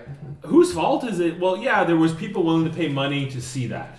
Okay, and they didn't care about the expense, the health expense, and the moral integrity of the game being compromised by people cheating. And the players were willing to do it because they had to compete. They're like, this is my time. I have to. I don't want to lose my job. My job happens to be a great job where I get paid millions of dollars. But I think the system of baseball, the commissioner and the head office and the owners are the ones to truly blame for this because they were the ones who could have kept this in check. But their greed kept them from doing so. Capitalism. It was capitalism. This is American capitalism at its We're best. fucking done. Kick him out. First of all, a lot of the points you're making are exactly what not exactly, but a lot of what I was talking about with Tyson and Holyfield. This is, again, the same thing. It's Americans wanting to watch two gladiators, but one, let's face it, was kind of considered a loose cannon animal. Tyson. Oh yeah, he was a pit bull thrown into a rink. Yeah, That's it's exactly that simple. That's Yeah. exactly what. And it that's is. how he was made out to be too. Oh yeah. And I wouldn't be shocked if it was a bit staged. Yeah, I wouldn't be shocked either. And at the time, I've watched some interviews about it. Tyson's role model had just died. He basically, I think he got out of prison right before then too, and He had charges on him. Yeah, for rape, right? For a rape, yeah. Yeah. And I can't believe he bit a guy's ear. No, I'm just saying, at the time, this scandal... I'd rather them bite people's ears than rape people, but... I'll give you that. Both are bad, but Both are bad, but one's there worse. is kind of a sliding scale. And like Jody's, my argument, they actually did dole out somewhat of a punishment on him. Well, he was disqualified, and his license was revoked. He wasn't allowed to box anymore. That's right, and he was fined. Yeah, I think it was just fined. revoked And then in it Las was Vegas, which kind of the only If you want place to know that they were boxing. But Where else is on he a boxing? long-term historical scale, which is going to be the biggest blemish on our respective sports? It's It's definitely not fucking steroids. It's definitely not steroids. it's definitely steroids in But baseball. that's not really the question. The question is Biggest impact. what is big? Hey, you're not the what is fucking it? host. Biggest impact on the sport. So how has it changed the sport? I think out of all of the That's guys why here, you had kind of the evaded my biggest question. change has of, happened. Is It changed are it all. steroids still going on? It's On probably, that same level. No, not even close. Well, it wouldn't be happening on that level, but the question is, has they put Really? something in place to stop it? They've cracked down on it massively. It is, They have Okay. stopped what I've done, what he did. They stopped that. They said, no, you fucking do that. Big problems. Big problems. They've changed the rules of the game. The entire gameplay has been altered because of that event. Plain Exactly. and simple. That he made my point for me. No, I did. Everything I'm he talking just about said mine. is equally true. I'm talking about mine. I'm They not talking about interpret his. the question much different than I did. No, which is fine. My interpretation of the question is what scandal had a bigger impact on the sport overall, and once that happened with But Tyson you're and arguing the Holyfield, positive. No I one know. gives a fuck about I'm not. I'm boxing. arguing the initial positive and the overall fucking decline that happened right after. That would have happened anyway. So it was the pet rock of sports, basically, is what you're trying to Boxing say. was on its way down regardless. It was gone. Because, It was almost because gone of anyway. UFC. It wasn't at the time, and at the time the UFC scandal basically left a bad taste Boxing in went everybody's down mouth. after Mike Tyson's Punch Out on Nintendo came out. Plain and simple. That's Do you true. know on I agree Virtual with him. Console they don't even call it Mike Tyson's No, Punch because Out they had to anymore? switch it because They lost the rights. They lost the rights. It's not they lost the rights. It's that Nintendo didn't want to be associated with Mike Mike Tyson. Tyson Why? anymore. The original Yeah. scandal. Why? It And how had you nothing blame to do with the ear thing. Yeah, but it had it- to do with him beating his wife. But at the same time, Oh, it I'm wasn't I'm what just saying. impact it had on video games. It's what impact it had on sports. I think out of everybody here, I'm the only one that Do you have- actually do you have argued about enough the to make your input. decision? Yeah, I do, and I think Jody made the best you argument. go. He made specific arguments on how That's it right, changed. bitches. That's right. I got the next category. That's right. I fucking won a sports round. It's mine. Yeah! You guys cannot beat me on the next category. And What is the next category anyway? Oh, History. you will not beat me on Oh, this is that the category. activist one? Yeah. I'm probably going to concede this one. I'm just telling you now. Alright, I who will did not I go con- with I will last? not Who concede. went first? I have no David, idea right? what Dave I cannot have first, beat so me. Dave's next. There's Alright. nothing he can beat me on this fucking I can totally beat All right, There's no way you're going to beat Dave. I can tell you right now. Who goes first? Me? you. All right. Who is the most influential activist of all time? Oh, this should be good. It should be good. I have a dream. Oh, I knew you would do something. For the record, he picked mine. I have a I had to national repick, yeah. holiday named for the birthday of You don't have a my- fucking holiday. The Americans have a holiday. Why are you so pro fucking America? Why are you so anti-Canada? makes. Why is everything about fucking America? Why don't you get out of here, you fucking Yankee bastard? I'm done with this. This is fucking Canada. Stop fucking living on the coattails of America, you fucking cocksucker. All right, I got that. All right, in so my mouth. Dave, let's had continue. you had an argument. That's You can racist. take the cocksucker part out. And by the way, just to let you know, because you're probably as ignorant as the Americans are, America is not a race; it is a country. Thank you. Anyway, Martin Luther King Jr. He's gonna cut all that out. Oh, keep that shit in. That's perfect. Martin Luther King Jr. Dr. Martin Luther King Jr. Yes, he was. The Professor X of the Civil Rights. Professor X of Civil Professor X. Okay, I gotta hear this. You know I gotta what? say I do always just let enjoy him go. listening. You know to what? Dave. He's got me on this one. I'm intrigued now. Let's hear it. This man, who was assassinated for his beliefs, who believed that everybody could work together in harmony. And who was the antithesis to that? The antithesis? Malcolm X, the Magneto of civil rights. This is like your JFK. This is fucking awesome. I love and no notes or anything. Eh? He's been rehearsing this in front of the mirror for about an hour before we showed up. Yeah. Martin Luther King was the one who believed we can all work together. He looked at a system of oppression and racism and wrong and injustice, and he was like, I believe in something better. I believe in the idealism. I believe in the good of the human heart and what it can mean for this world. And he stood upon that monument in Washington in the 1960s, and he united a nation. Didn't matter what color or creed. For the or- record, I don't think he united the nation, but okay. He united the nation. They named a national holiday after Yes, him. there's a lot of people in Alabama who are moved by Many this. years later. Yeah, Because they acknowledged his legacy. Who did? The United States of The America. entire country. the entire country. All 50 states. Even the red states. I'm so happy I get to go after. I don't even know if I'm going to argue a point. This man... You probably shouldn't. No, I shouldn't. Who I picked, I shouldn't. But anyway. Does anybody here Oh, fuck, now know we're singing my old friend Martin? I was enjoying your argument Can until you this. You know, you had me at the Magneto. You had me at Magneto last week. You had me at Magneto, but you're done. I don't know what you're singing, but I don't enjoy it. There's a song called Abraham, Martin, and John, and it's about the great civil rights leaders of, well, 2 centuries, really. It's about Abraham Lincoln, John Kennedy, both presidents. Guess who wasn't a president? Martin Luther King Jr. It didn't matter. He held no public office. He had no authority. People followed him because they believed in his vision. And He was black in the 60s. He wasn't going to be president, I'll tell you right now. exactly. Sorry. He had the deck stacked against him. He was a civil rights activist who believed in the good of man, who was not the Magneto of civil rights, which is Malcolm X. Right? And they were friends. They talked to each other. They would play chess. I don't know. And for the record, Magneto did kill JFK. That's been proven. Or the comedian. What's that? Or the comedian, Or the if you comedian. watch Watchmen, yeah. Yeah, that's true. The comedian could have did it. Anyway, can I go so I can crush Yeah, I would like to hear him now because Okay, this Are you guy, done? Are you done? This guy started singing. I At was that point, enjoying, we're yeah, done. until the singing. I was on board. All right, Jeff. Okay, there's only one answer here. I laughed out loud when I read this. Yeah, there's only one fucking answer here, and you talk about somebody that is fucking, you know, It's building suspense. I love it. Represents everybody's, you know, accepts everybody, is all loving, all encompassing. There's only one fucking choice here, and Is it who's the Oprah? most influential of all time? The question is of all All time. right, I gotta put down my bottle here. Jesus Christ.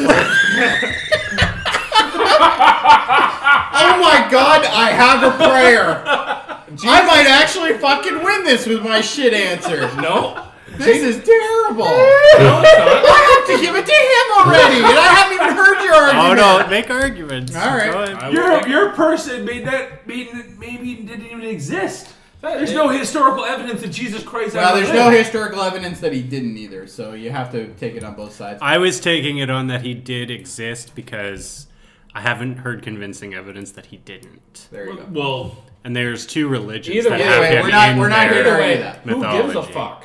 Personally, who gives a fuck? he if might be an imaginary You know what? person. I would argue if he didn't exist, fucking more impressive. that I can argue King Arthur then. Like, I can argue... not as influential as fucking Jesus Christ, Dave. or Robin Hood. I already love this one. The most influential activist of all time. That is the question. Jesus Christ is by far the most influential. Like, think about it. Wow. He was an activist.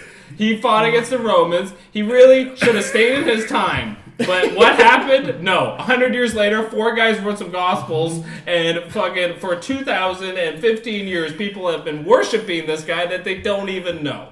Now, like how many churches? How the Vatican is built on a fucking sack of money. And little boy's tears. Influential. Let's be factual here. What more people have died in the name of Jesus Christ than anybody else, let alone Martin Luther King? And that makes an activist? Yeah. Oh, Really? you don't think he was an activist? Is that what No, you guys are laughing at? I'm still waiting for the activist part. What was he an activist for? What was his cause? His cause was just freedom of the Jews. Freedom of the Jews. Okay. Oh, I came up with the perfect answer. Well, the Prime Minister of Israel could be thrown up there with him. Why is he different? He was definitely an activist. An activist really is just someone who speaks his mind, fights, basically just says what he thinks is right in the time that he is living. Now, all of these thoughts and ideas that Jesus had were written down and were personified for centuries. Let me, Millennia. Dave made the point that Martin Luther King has a date in America. Every fucking country celebrates Christmas and Easter. like, come on, like, it's not. I don't even know. It's not because of his activism. That's not the fucking point. It is because of his active. Was he not active fighting the things that he was fighting for? Well, to be fair, the question is, who is one of the most famous activists? No, influential activists of all time. And if Jesus did exist, Jesus was a very influential activist. That's my whole my whole counter argument against him is if. There's no historical evidence. I've already conceded the point that even if he I doesn't, can't get 5 it's kids, fucking more impressive. I can't stand 5 kids from one side to another and get them to whisper in each other's ear and get the same answer on the other end. So how could you possibly get the Bible in the right way? Like, it just... It can't be done. Jesus we are talking. The Jesus key may have word been in this, edited. the key word Even in if this, he did exist. key word in this question is not activist. It is influential. Well, I think the key word is whatever. The key word is activist. And he was an activist. He was an activist for being the son of God. You, sir, need a fucking ottoman for the amount of balls you have. You gotta be able to rest them on the fucking ottoman underneath the fucking table because your balls are huge, sir. Absolutely. All right. I still think because he's arguing this to an atheist. And he's doing But here's the pretty good. thing. I thought it was a brilliant answer. The And first, it is a brilliant answer first so thing far. I saw. Martin Luther King doesn't hold a candle All right. to Jesus Christ. Why don't we just get to my An answer because influence my of all answer is bullshit time. anyway. All right, let's go to Jody. I Then wanna we'll know let what you Jody's guys duke is. it I out. want to know if it's better than Jesus. All right, I will say it wasn't Jesus because that didn't occur to me. It's Muhammad. It's not Muhammad either. It's the only one I was worried about. I'm not kidding. He was the only one I was worried about. Wow. Oh fuck! I think that's a point right there. I will tell you that. Why is that thing blinking like that? Does that mean you're getting low on batteries? No, we're good. We're good. All right. Okay. My first pick was actually Martin Luther King. Okay. Because he was a very prominent activist. Let's all be fair. He did change the world. Let's face it. He did. He He tried. changed from the 60s on, and he just changed America. Well, no, I think the influence went past that's America, a fair but point. America was really the primary for sure. He was an American. Of course, he's going to affect his own country. Jesus affected the whole world. So let's talk about somebody who changed more of the world, not just America, even though he's an American. Ralph Nader. Oh, you fucking kidding? Well, Mine is Nader? awful. Ralph Nader. He was an activist. Still is. You know he's related to us. I don't care. That's what Andy always says. It's Nader, by the way, not Mater. Well, yeah, he changed it. Oh, did he? Okay. Yeah. He didn't want to be associated with. He didn't want to be associated with a bunch of geeks. He didn't want to he didn't want to be associated with a guy who has 2 fucking lightsabers over on his wall, and the guy who thinks Jesus was a fucking activist. Okay, fair enough. Ralph Nader, yeah, I know it's not the best answer in the world, but it's what I had. He changed the automotive industry. Let's face it, he did. Okay. He made me laugh. And I made him laugh, which is important. Just to make this really quick, because I know I don't really have a pot to piss in here. He changed automotive safety. He's also done a lot of activist work for various other organizations as well. He's had over, I think, something like 35 organizations that he's founded that have now continued to grow on, helping anywhere from homeless people to women who have been beaten, stuff like that. So He probably would have made a great U.S. president. and you know what? He tried many times, never really got there, but and I He don't managed to think get 2% of the vote, maybe. something like that. He yeah. fucked Al Gore. I know that much. He did fuck Al Gore, absolutely. So He fucked him? He fucked him over. he fucked him Oh, over fucked him pretty hard, over. yeah. I thought you were. Yeah, like he didn't call after or anything. Yeah, like Didn't reach around. never reach around. Yeah. Like Jesus would have given him a reach around, I'm pretty sure. Of course. Well, he was very giving. But I don't know if Martin Luther King would have. No. Maybe Malcolm X. He was a preacher. Let's face it, I'm fucked on this category. So I'm gonna take the remainder of I my respect time. the answer. I'm gonna take the remainder of my time to say that the Jesus answer, even though fucking hilarious, is bullshit. It's not And bullshit. I'm gonna It's go bullshit. with Martin You're Luther saying King he's on not this an one. activist, right? I'm saying he doesn't fucking exist. I That say he means he's doesn't not an exist. activist. You picked like a character out of history, as far as I'm Don't an tell atheist. anyone that believes in You're Jesus picking a Christ. character out of history. It is the history But category. let's No, be fair. Not even history. Like Okay, like but let's like, be fair. fictional. It's not my opinion to say to Jeff that Jesus didn't exist. I am going on the It premise. is my opinion, but it doesn't necessarily He's mean an I'm right. atheist too. I don't know. It doesn't I have a fucking point. decided to go on the premise that Jesus Christ did exist and argue from there. Okay, right, fine. right. Let's say he does. Even though, let's be honest here, Kevin is diehard atheist. Oh yeah. I've known him for years. He is a diehard I am atheist. also To the point of being very insulting. I am also a diehard atheist, and okay, let's say he did exist. This Jewish. So Jeff, let's go clean. Are you But a do we have diehard to- atheist or no? Yeah, no, I'm an atheist, but it's not the point in this question. No. Do I have to Not at all. acknowledge him as the Son of God?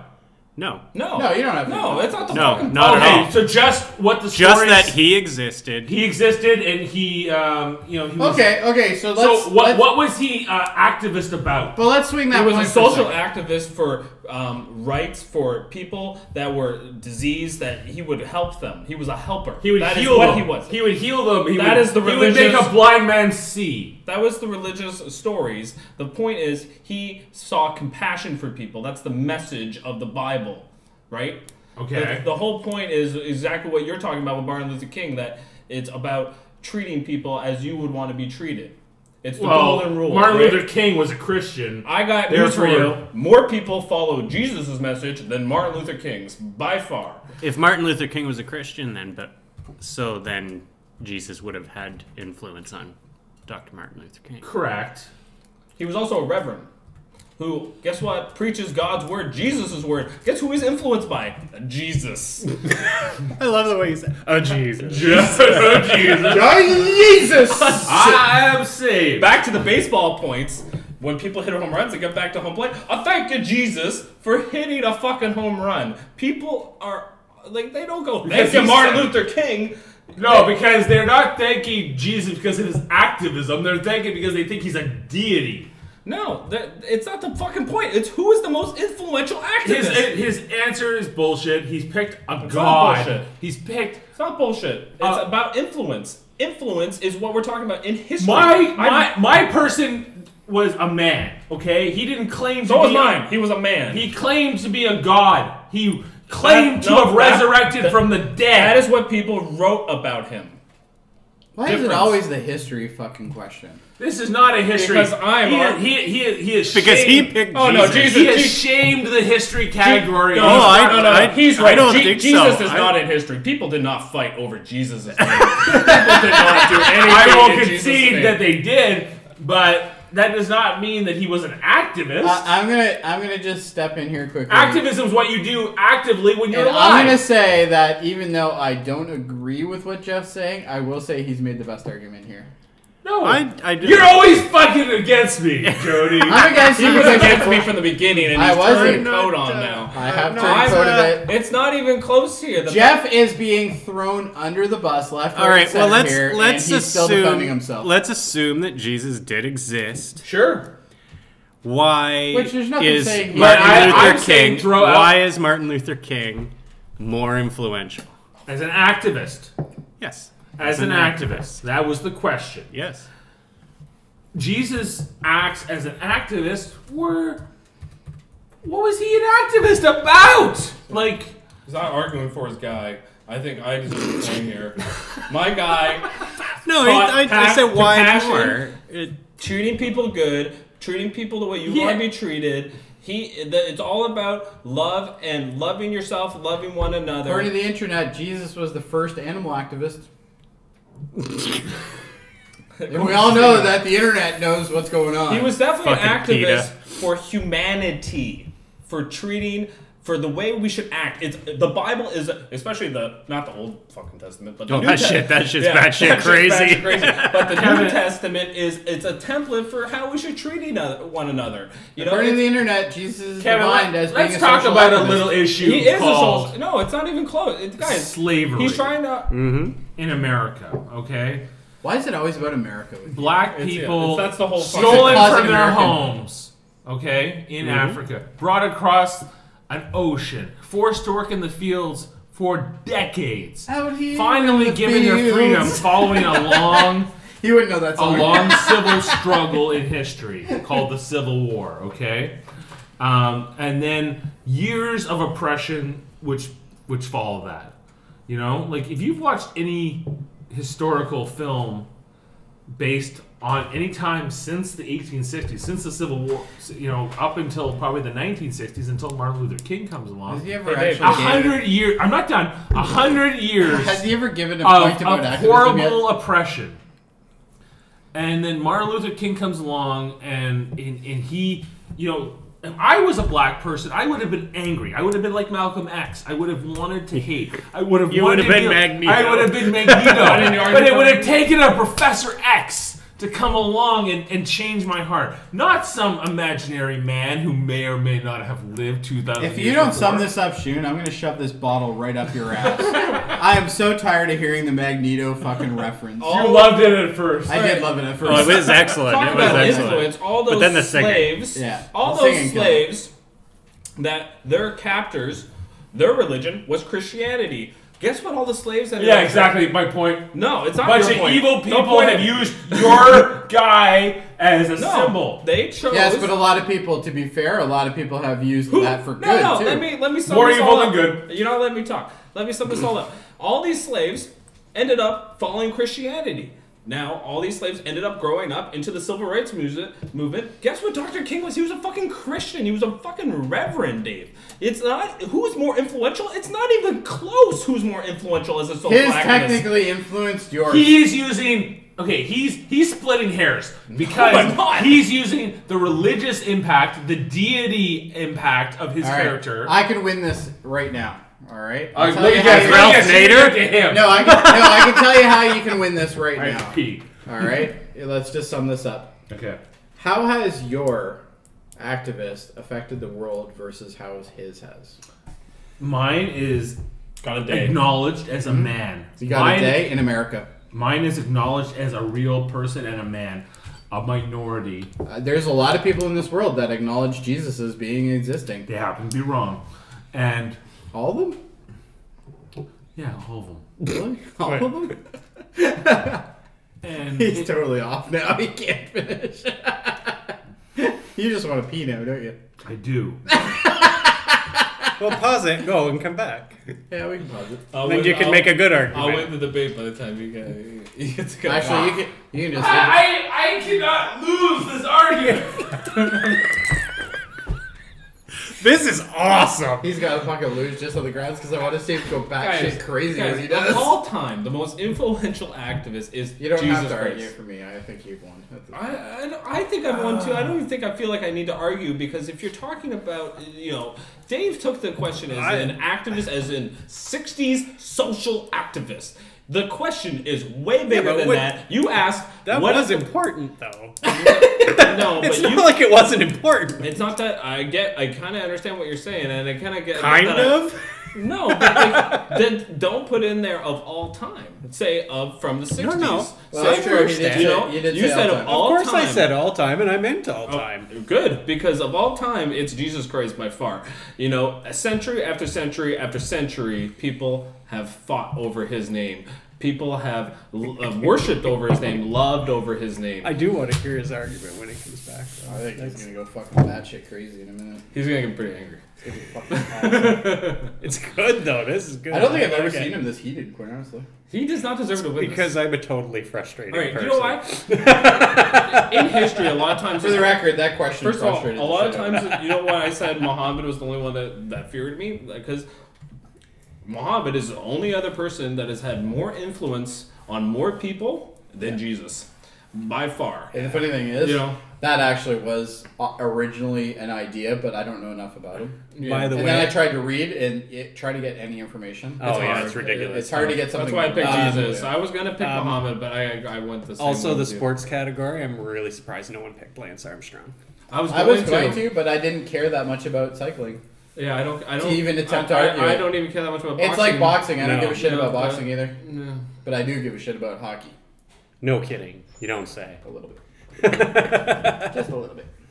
I didn't even think of this. There, I got my sponsor on here now. All right, I don't really remember the Something about Magneto. I've won. Yeah, I really. Fuck off, you won. Do you remember what argument you were going to make? No, he just had to pee. I know that I picked a relevant activist I would who say is Jesus not pretty active. who does not have the benefit of being worshipped by billions of people as a deity over the world. Who's the most influential social activist? Jesus. He was a social activist. Because they want to get into heaven, not because they believe in his social causes. Is that in the question? Is that in the question? That's what activism is. Not because they want their own personal soul to be saved. No, activism is, like he already read the definition. It's professing your beliefs of the time you live in and what you think. Who is the most influential person who did that? Jesus. You didn't. What speech? What was his famous speech? Dave, it's not about what his You famous speech on top of need to have Lincoln a Memorial speech. was. Does he have an I Have a Dream? He doesn't have that. Yeah, he does. It's called the Mount. It's called the fucking Bible. The He didn't write Temple it. of the Mount, or That's the right, I he forget didn't write what it's fucking called, but All right, Atheists Kevin. arguing about Jesus Kevin, is awesome. I think we need a decision because honestly, Yeah. we're actually ahead of where there's we the normally Nicene are. Creed. There's many of them. Honestly, I'm going to go with Jeff.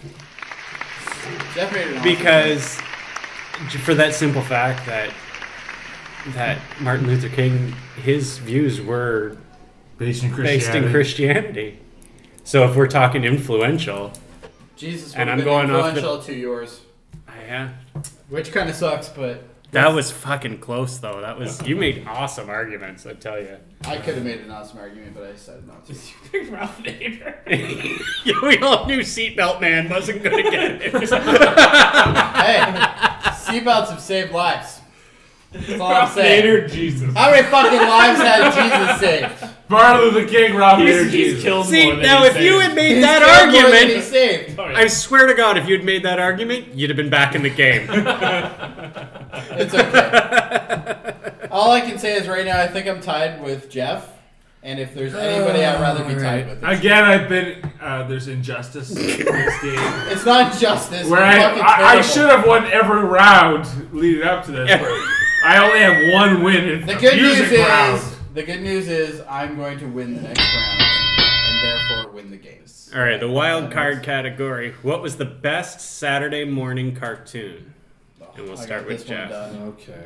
I picked the Batman animated series. Yeah. Fair enough. It wasn't I guess. bad, but Batman it wasn't animated. the greatest. The reason I picked Batman was because I thought it really took the best of both worlds of like what Tim Burton was trying to bring to Batman, that dark side, but it also brought in a lot of the comics. We had original characters come in. Harley Quinn was introduced into. They really did a cool Joker in the animated They series. did, yeah, Very for cool sure. Joker. Mark Hamill did Even had his own video games. Just throw that out That's there. right. The Joker had his own video games too. This series was just kind of like, I think for the first time, what Batman was supposed to be, but really never was. Actually, I still don't think they've done it as good as this series did. This series was really what Batman is supposed to be. It's supposed to be dark, brooding. It's supposed to be, Batman versus his villains, a long arc. It was also a Batman that I think was also very friendly for younger audiences to a degree. Like it wasn't very, like it wasn't too complicated. You know what I mean? Like, No. whereas the comics get really complicated, whereas the kids could kind of just embrace the storyline. And But for the first time, other than the fucking Batman TV show, which was fucking hokey. it was hokey, but that's what it was. It was Awesome. It was It was awesome. I'm not saying it wasn't awesome. Caesar Romero, like come I'm not on. saying it wasn't awesome, but it was the first time Batman has been done in a non-movie format other than that TV show that wasn't set in daytime. Yep. True. It was really kind of for the first time. It's like this is what the comics is trying to portray. It's a nighttime Gotham It was a bit. City. We can all agree though. It was a bit dumbed down version of the comics, but Yeah, But it had to be. It had to be. It You had to know, be. like it's It was like the it's a X-Men. Saturday morning cartoon. it was like the X-Men Saturday morning cartoon, which you probably picked, but the same idea. It was a little bit more dumbed down, a little bit more broader audience driven, Still- but it was good. Still get I all agree. the goodness of the comics in there, but not necessarily as cutthroat, as sinister, but can still add aspects of the sinister. That's really what the animated series did so well. There's certain episodes in that series where the Batman's fighting the Joker and the Joker's doing some fucked up shit, you know, and you're kind of going, whoa, if this is for kids, and then, you know, but like the thing is, that's what But they made it friendly enough that it could be for kids, right? They turned a cheek almost every episode where it's like, you know, they really emphasized, you know, Batman's a good guy, and it's kind of, like you said, they dumbed it down, and there's, you could watch that with your kid and go, I enjoy this because I understand a lot of where this is coming from, whereas your kids go, I love Batman. Yeah. Right? So, and I just think they portrayed Gotham well. They portrayed, just the animation was really well done for the early to mid-90s. And it was just a good show. Like, I can't say anything more. I watched it when I was really young, so. All right, Jody.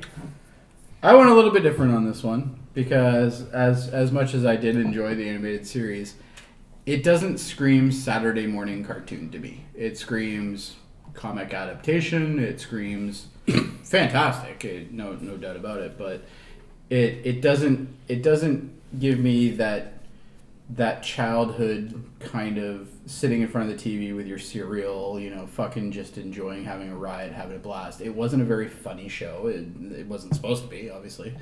But Saturday morning cartoon to me means more comedic, you know, kids giggling their asses off in front of the TV. Like that's what I feel it is, but obviously everybody has a different interpretation.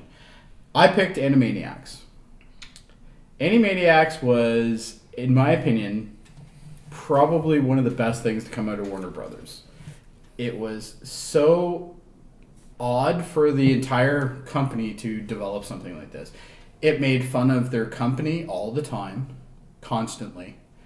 Had tons of adult humor and comedy into it. You watch that shit even today. You look up some of the YouTube stuff. There is some weird shit. Like there's a scene with Prince. I don't know if you've ever seen that. There's a scene where they're in this sleuthing type outfit, and he goes, dust for Prince, and all of a sudden you see Dot, the girl, holding Prince, the musician. She's holding him, and he said, "I said dust for Prince," and she goes, "I'm not doing that," because she thinks it's something else, right? So it's innuendo, it's adult. But it was just fun to watch, and it was one of those shows that even to this day I can go look back at it. I can have Grace or Gideon watch it, which is my kids, and they will think it's fucking riot. And they will sit in front of the TV and just fucking watch it. It's hilarious to them. And that, to me, is what screams. It's about youthful innocence meets adult to a degree. It's kind of like the whole Batman idea where you can watch it with your kids. You can enjoy it, so can the kids. I enjoy Animaniacs. I still would watch it. It's fucking funny. Like, it's just funny. And it was meant to be a kid show, but they purposely put shit in there that the adults could enjoy. And the best thing is, and as an adult who has children, and I'm sure some of you can relate to this, it's great to see your kids giggle their fucking asses off, but you're also enjoying it too. So that's to me what a Saturday morning cartoon is. It's a show that you can throw in front of the kids can be thrown in front of. You never have to explain what happened, and they just enjoy it. Batman, yeah, I think it's a great pick, but it doesn't scream Saturday morning. It's Batman to me, I think of after school.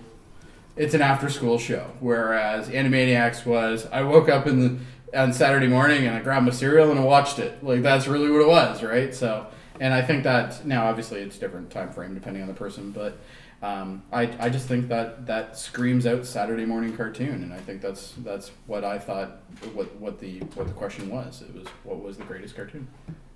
All right, Dave. I picked a little ditty. Scooby-Doo. No, fuck Scooby-Doo. Really? I love Yeah. Scooby-Doo. Scooby-Doo was fun. I picked the X-Men animated series. See, I told you. Now, is he going to yell Magneto is the Magneto of this show? I feel that Magneto is the Magneto of this show. I feel like Magneto is the Malcolm X of this show. And Professor X is the Martin Luther King of this show. I was going to make that joke. You made it for me. You know what, though? That's a good joke. I think That's that might get a point there. That might get a point. Da-da-da-da-da-da. I do remember that.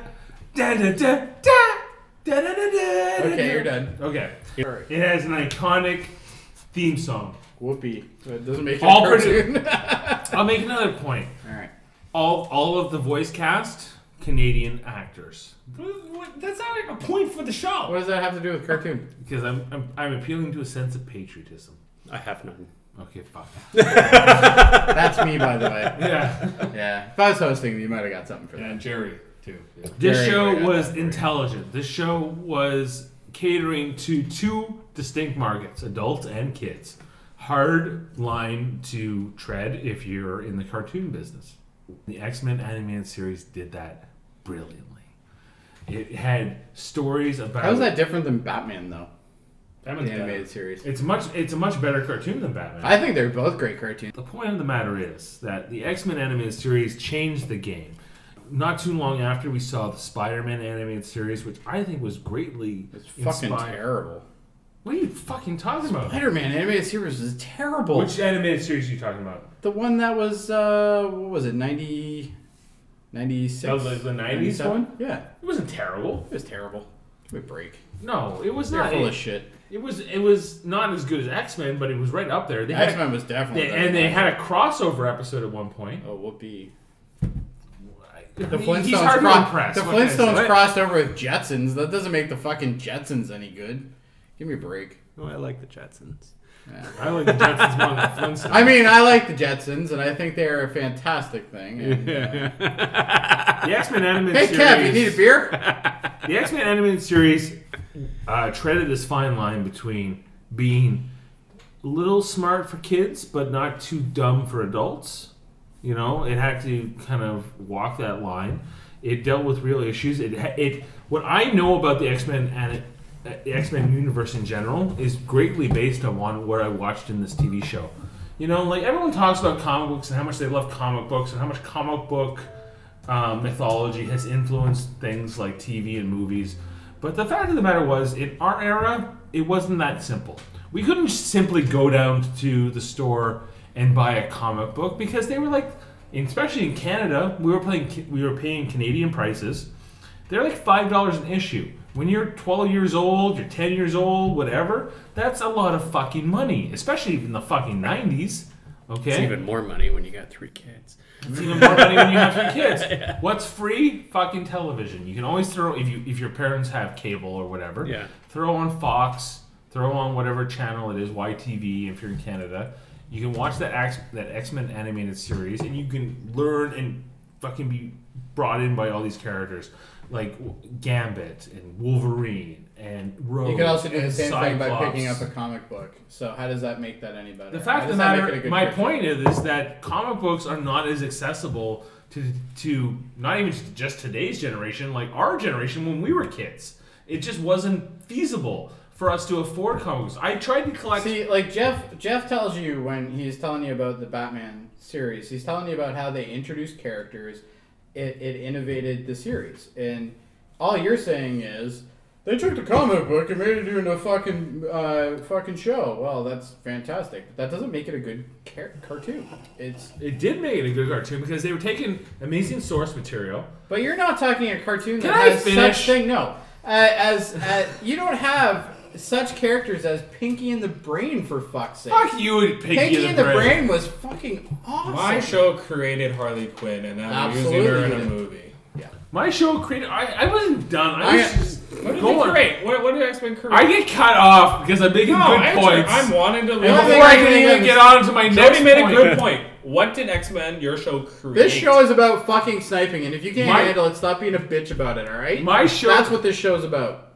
My show created a lot of exposure to characters Name that one otherwise character would not have created. happened. X-Men would not. Those X-Men No, I think movies. you got a good answer. Those there. X-Men movies would not be as popular as they were without the success of the cartoon. Because, No, yes, I don't know about they started off as a comic book. because the comic were books were not popular at all. You know? not with fucking kids growing up in the early 90s. They never would have known that shit if it wasn't for that cartoon show. Which was excellently I got done. news for you. It had a brilliant cast. It had the guy from fucking You guys Fu, the have to legend remember. Does Eamon know who Wolverine is? Eamon knows who Wolverine How is. does he know? You, Okay, you're talking about a How does succession. he know? Because his dad is Dave. How does he know? Because you introduced him to the cartoon show. I did, that's true, but he really knows from the movies that are out now. No, but before he saw the movies, he saw the cartoon show from you. He did watch it from me, So- but the same thing. You were like, Eamon, you gotta watch this cartoon, it's the he was best. very into it, but Because you were into it.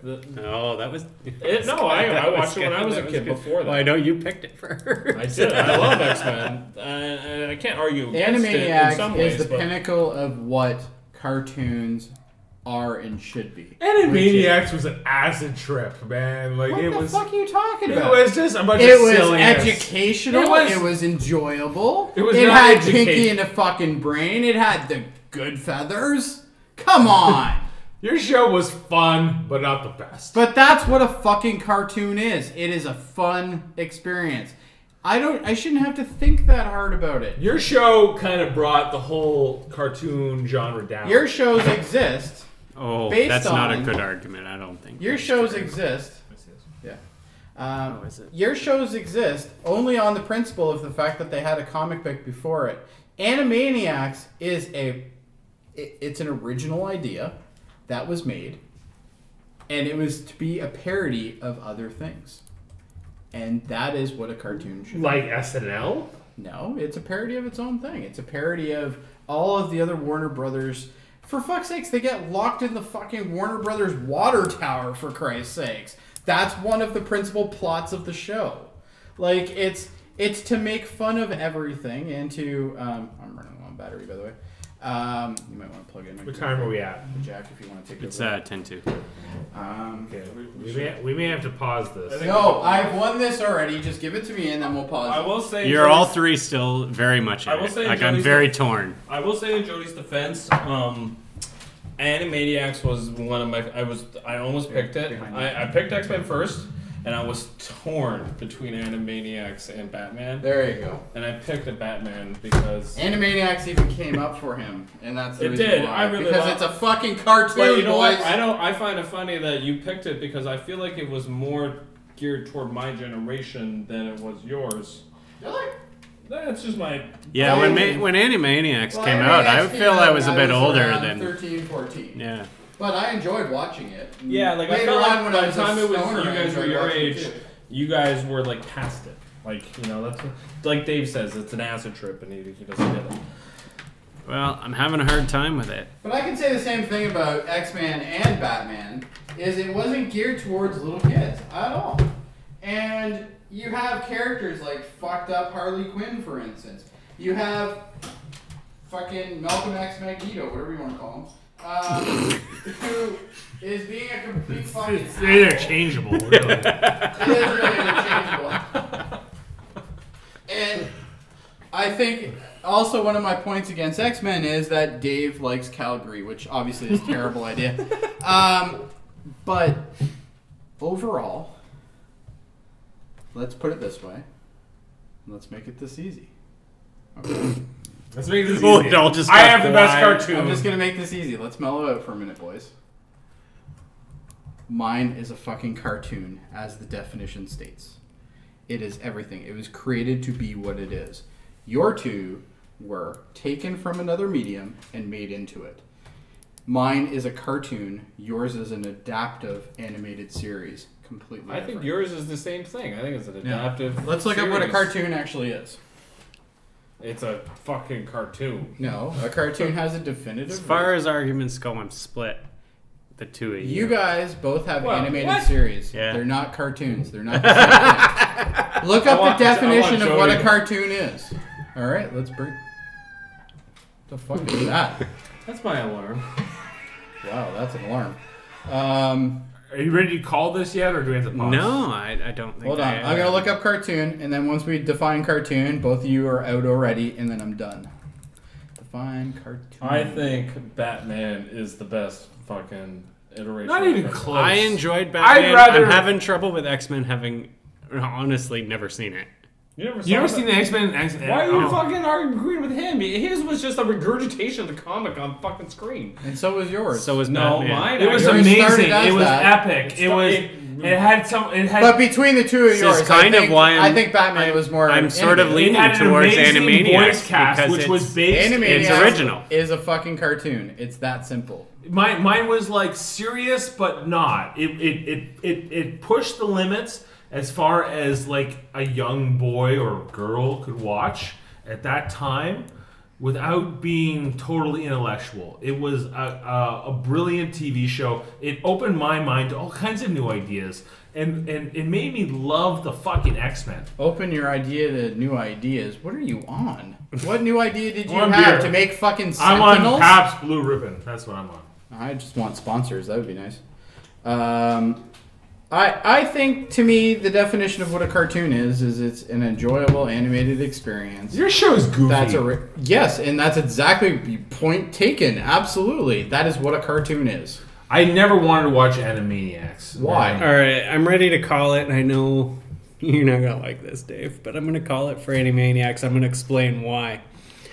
Because of the one point that it was original.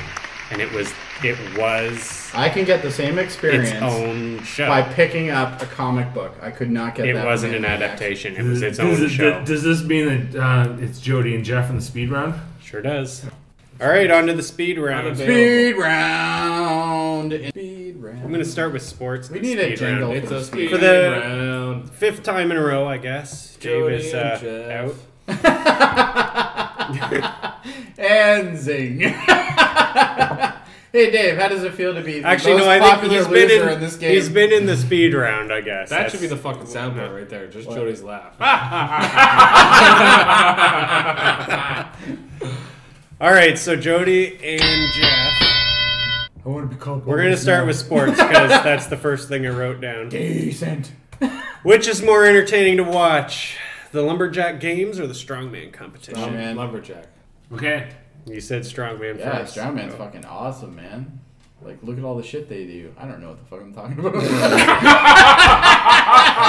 I've never seen either. Well, I know what the lumberjack one is, but the strongman one is like the weightlifting. And all that shit, right? No, I've not seen it. weightlifting, but they lift like Well, they lift like fucking rocks and they pull and they like fucking pull cars transport and shit, trucks. right? Yeah, okay, then I know what it is. Fuck you, I'm not giving up then. I know what this shit is.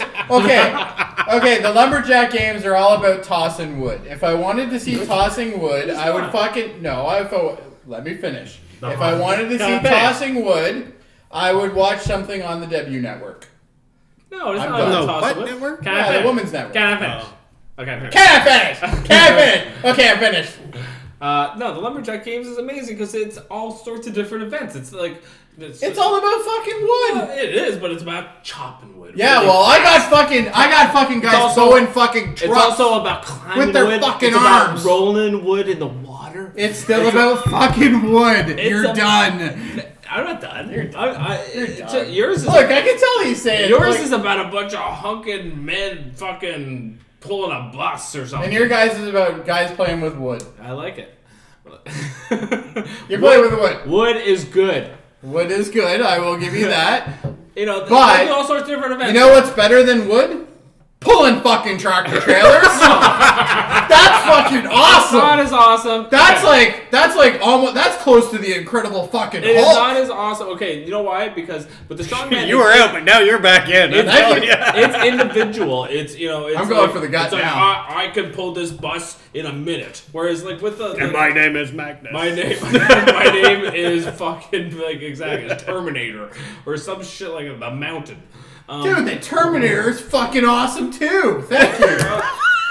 It's not about being awesome. not winning it's, this. No, it's what's better. The Lumberjack is way better. It's competitive. You can They like cut when you watch. fucking wood. That's one of the No, fucking events. that is one. There's They many cut events wood. of cutting wood. There's different types of cutting wood. You're not helping.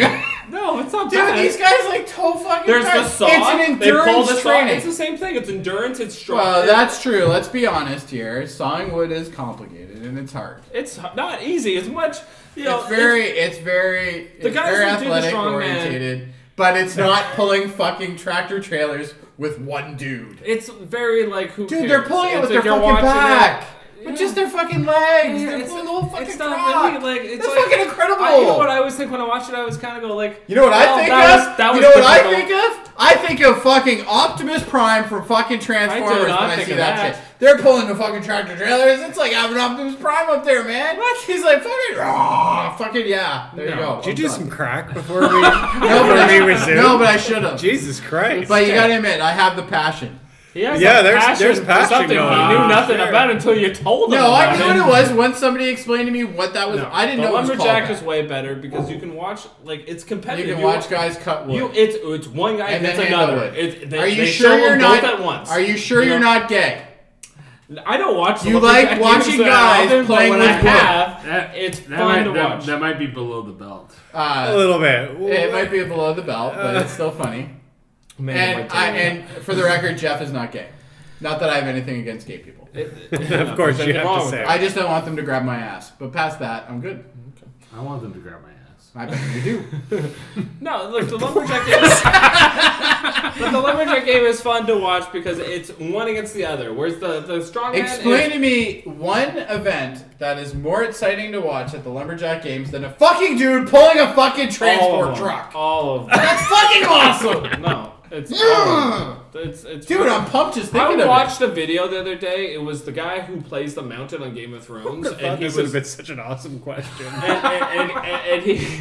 and he was lifting. Yeah, but this is Jeff and I. He This was is what lifting. we He do. was trying to break the world record, right, of the deadlift. Did he pull a truck? No, it was just a deadlift. Well, then it's not the world record. It was a strongman of the deadlift. The strongman. So It was a pull. strongman competition, but it was Alright. deadlift, right? Okay. And this guy's been an Olympic athlete and whatever. He's the Mountain from Game of Thrones, the same guy who's played him most recently. And he lifted it, and it's Schwarzenegger's there. He's like, "Come on, lift it, you can do it!" And then he Nice to he see lifts it. you. He did it within 25 Where is seconds. John Connor? He lifts it, and then he drops it right back. He's like, "Rah!" And I'm just like, that was not very exciting. Like, you know, he. What do you mean that's not exciting? That He sounds did fucking it. phenomenal. I get it. That is a personal Golf endurance. clap, but like I do not understand. Like, it's a guy like hitting a putt But and putting they're the ball in the cutting hole. fucking wood. How is that exciting? It's fucking All right. right. We're going in a circular argument here. What do you think? Who do you think? For passion, it's tough. For passion, Jody. For intellectual, maybe Jeff. Oh, thanks. You're a great help. Yeah, that was fucking helpful. Like I think In Yeah. this right. one, I'm going to go with passion. I'm going to go with Jody. What? Yeah. That's right. He was already up. Yes, you can count. so. What is it? Is it 4-2 right now? Technically. Oh, it doesn't reset for the speed No, round? it No. doesn't. Okay, Yeah. then yeah, it's 4-2. It's okay, Jeff. I had. Plenty He of didn't even know. plenty of shit. round to go, Jeff. Don't worry. He didn't even know shit. You'll lose quicker. Don't worry. All right. What's the next category? All right. The next category is movies. All right. Original Clerks or 2? 2. I'm gonna go with the original. All right, Jeff. Oh, 2's way better. 2's really it's the best Kevin Smith movie, I think. The jokes land. Me and Dave went to see that live. The whole audience could not stop laughing. The jokes were on. The music was great. Muse with the tuck. Muse with the tuck. The best part was with I think back then. Porch Monkey? No, when he's fucking the donkey. Taking it back. And he's like, "Ooh, cake." The best part of the movie that you're arguing is the guy fucking the donkey. Oh, it's fucking That's hilarious. the best part. That's what got Rosario Okay, Dawson on. no, let but- me explain to you Oh, you how get to finish my answer? You don't need to fucking finish anything. It's a fucking speed round. The Clerks 1 was what Clerks is. You can't have Clerks 2 without Clerks 1. Clerks 1 did everything right. Everything was great about that movie. There were so many nice, subtle, more intellectual jokes. Your second movie I'm already was a lot yawning. of tit and ass jokes, plain and simple. Muse tucking, yeah, it was funny. Okay. But it's not as funny as Berserker. Come on. Oh no! I want you to suck my cock. Come on. This is going to be a tough one for me because I Come love on. both movies so much. Clerks Both 2 is movies way are better. great. In Clerks I will 2, give you that. They fucking my favorite part of Clerks 2, the reason I picked it really is fucking when they make fun of Lord of the Rings. I love. Okay, I will give you credit. That is pretty fucking love funny. That speaks to But- me so much. But the original Clerks had the reference to Star Wars in The Contractors, which was a very intellectual argument, and it was fucking funny as hell. And no one thought of that before that. Let's face it.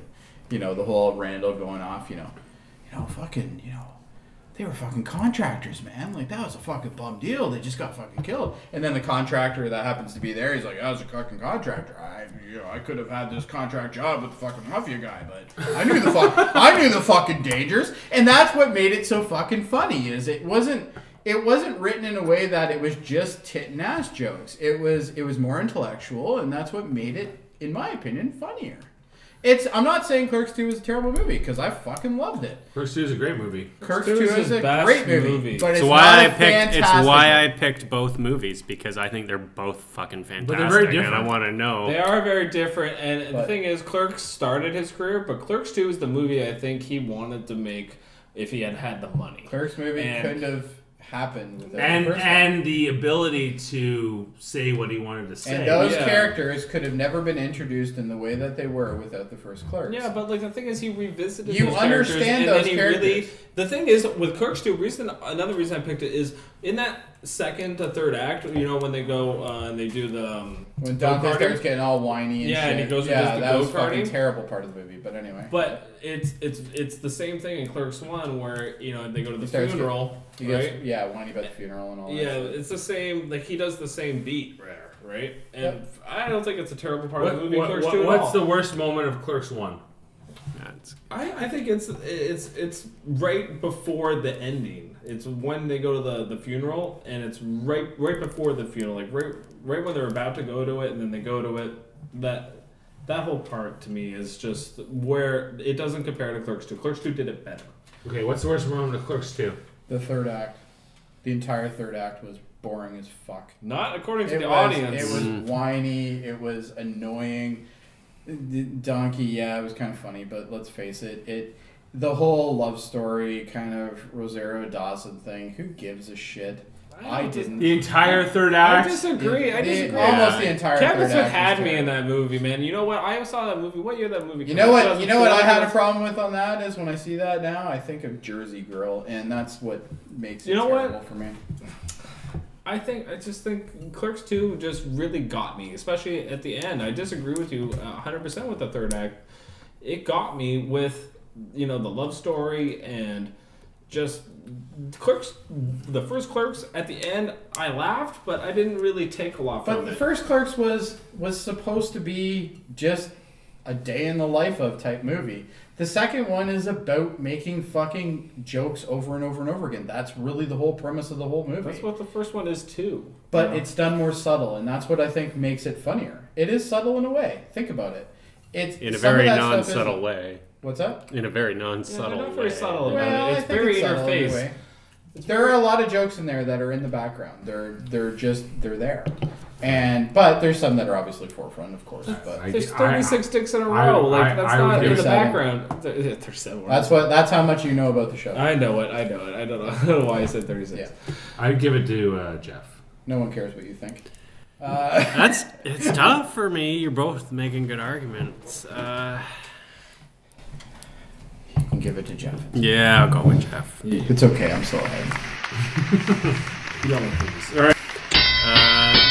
Which is better family comedy? All in the Family or Married with Children? Married with Children. What's the better family comedy? Oh, like family friendly? No, about a family. All in the Family, for sure. Fuck no. Okay, we got Married with Children against All in the Family. All right, let's hear All in the Family. No, he picked first. You chimed in first, dude. You picked first. Did I? Yeah, you did. Okay, fair enough.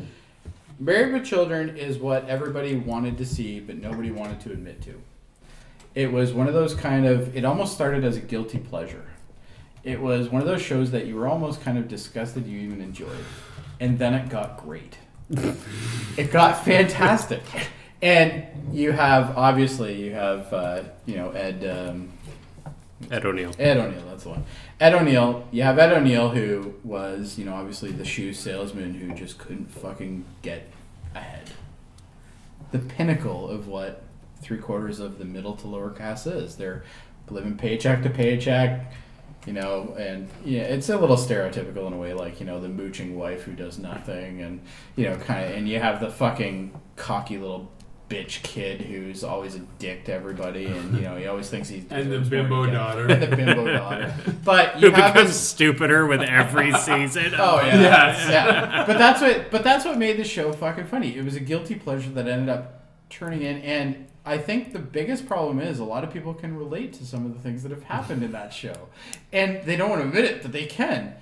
If you look at All in the Family to me is essentially just a waste of time. It's terrible. Like I enjoyed some of it, but it wasn't. Well, I guess terrible is really not the word. I guess I shouldn't do that because it really wasn't you shouldn't do that. I love both of these shows. Well, either way, it's my opinion, so that's what's going on. Yeah. But I'm not going to cater to the host. But well, I was trying to do things that I like both, so I could and that makes sense. Go on the argument. But All in the Family to me is just it's a guy who, in my opinion, is out of tune with the world to begin with. And that's kind of what the whole show is based upon. It's almost like he's kind of living in a bubble in a way, and it's, here's everybody trying to break him out of that bubble, but he doesn't want to be out of that bubble. Where if you look at Married with Children was kind of like, here, let me show you what normal is, or what it should be. But it really wasn't. It was the extreme scale of that. But it was one of those things that you watch it, and some of the scenarios that they're in are so ridiculous, but yet they're completely possible because you probably have known somebody who might have been in some of those things. All in the Family was a lot of just, the Archie Bunker, calling him a meathead and all that shit. And there was obviously, it definitely geared towards there was some dramatic scenes in All in the Family, which kind of gave it some praise. But I think between the two, number one, the more enjoyable show between the two, if I had to pick between the two, Married with Children, I'd watch 20 times over All in the Family. Enjoyable, or what's a better show? What's a to better me- show? All in the to me, Family an fucking enjoyable kills show. it. You've had your moment. All in the Family All right. fucking kills it. Its character, Archie Bunker, defined the bigoted American idiot. And you're It's right. basically what we've been growing up with our whole lives. Oh, fuck yeah. Our father is basically the modern day Archie Bunker. It dealt with issues from the Vietnam War, homosexuality, racism. It went places that most other shows would say that's taboo. We're not going to go there. That's too crude. That's too crass. Archie Bunker was able to personify that in one character, and then everyone else around him was the audience. Which is, when you're watching it, you're going, The problem fuck, that I have like, you with- agree with the other people. They were able to bring on people like Sammy Davis Jr. onto that show. They did unprecedented things on that show that really showed off. I'm not arguing the fact that it's a good show, because I think it is a good show. It was number one for 8 straight seasons. This show, it's not okay. You undermined it a little bit. Well, I think we have a special connection with it on the Mater clan because I think the Archie Bunker character is sort of synonymous with our family. Our grandmother in particular, our father's mother, who's still alive, she's 94 years old, was the Archie Bunker. Yes, But he's right. I'll tell you, if any of my aunts and uncles listen to this, they're gonna hate me. But my grandfather, just before he died, we were we were all in his living room, and my mom was talking about the war. He was in the war. Yeah.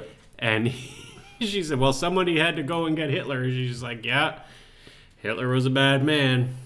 Then he looks over at me and goes, hey, he had the right idea about the Jews, though. And I've never heard a racist thing out of his mouth. Yeah. And I was just like...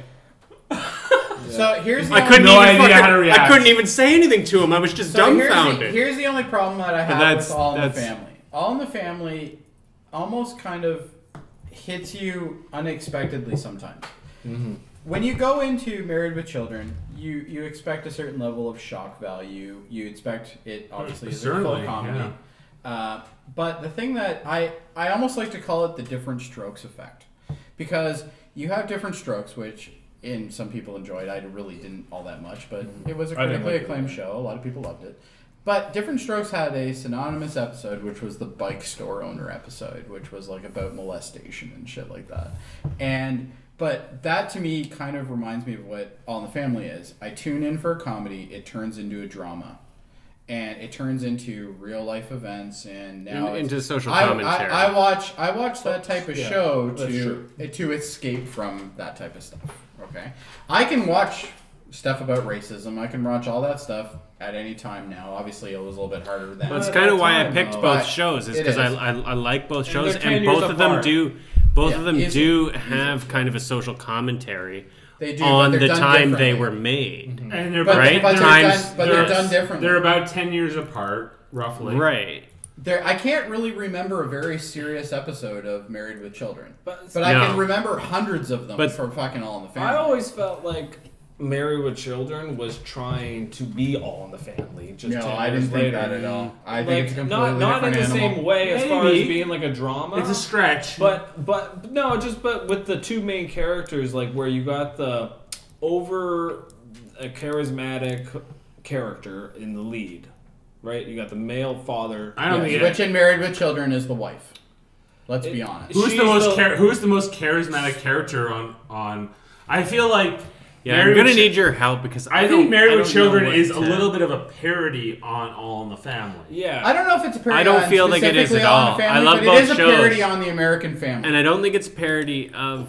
Yeah, I It is think a you're parody. right. It's a parody It is of a the parody. American The reason- Family, But that's why not, it's a comedy. It's The a reason parody. why I say it is not because necessarily of an American Family at the time it was made. All in the Family not necessarily Of each other. of All in the Family. is the greatest generation, right, from World War II, right? That greatest generation, right? Supposedly. that greatest generation of racists. That's what they call it. That is what they call themselves. No, I understand. That's Against That's the like me walking around going, I am the greatest cock of my generation. Like, how do you prove that? Like obviously I can that's whip it out and Archie I can prove it to you three, but in reality, that's it's a not true. podcast. Nobody can see anything. That's our If the microphone goes For the dark, record, then maybe Jody we has the can- greatest cock of our generation. Thank you, and I now have a recording of I that. don't and wanna I'm going know use how you as know much as that. possible. Let Kenneth know. I will. All right.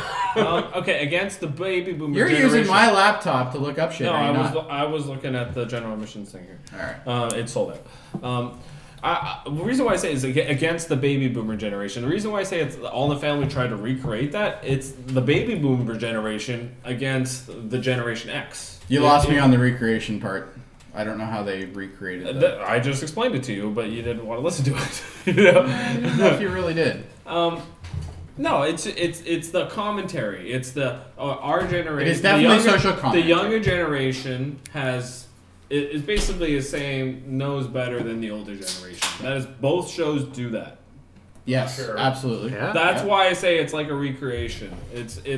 I think they're both social commentaries, obviously at different times of age, but they are both social commentaries. I will definitely And agree. again, Yeah, they're more analogous than most people think they are. They It's- have a lot yeah. more built into them than people want to give them credit to. right. And Both shows are very intellectual. A lot of people don't realize, like, they think Married with Children is just complete garbage. If you actually look at that show, It is an amazing I agree social with you. commentary on Extremely marriage. smart I show. think both shows are smart.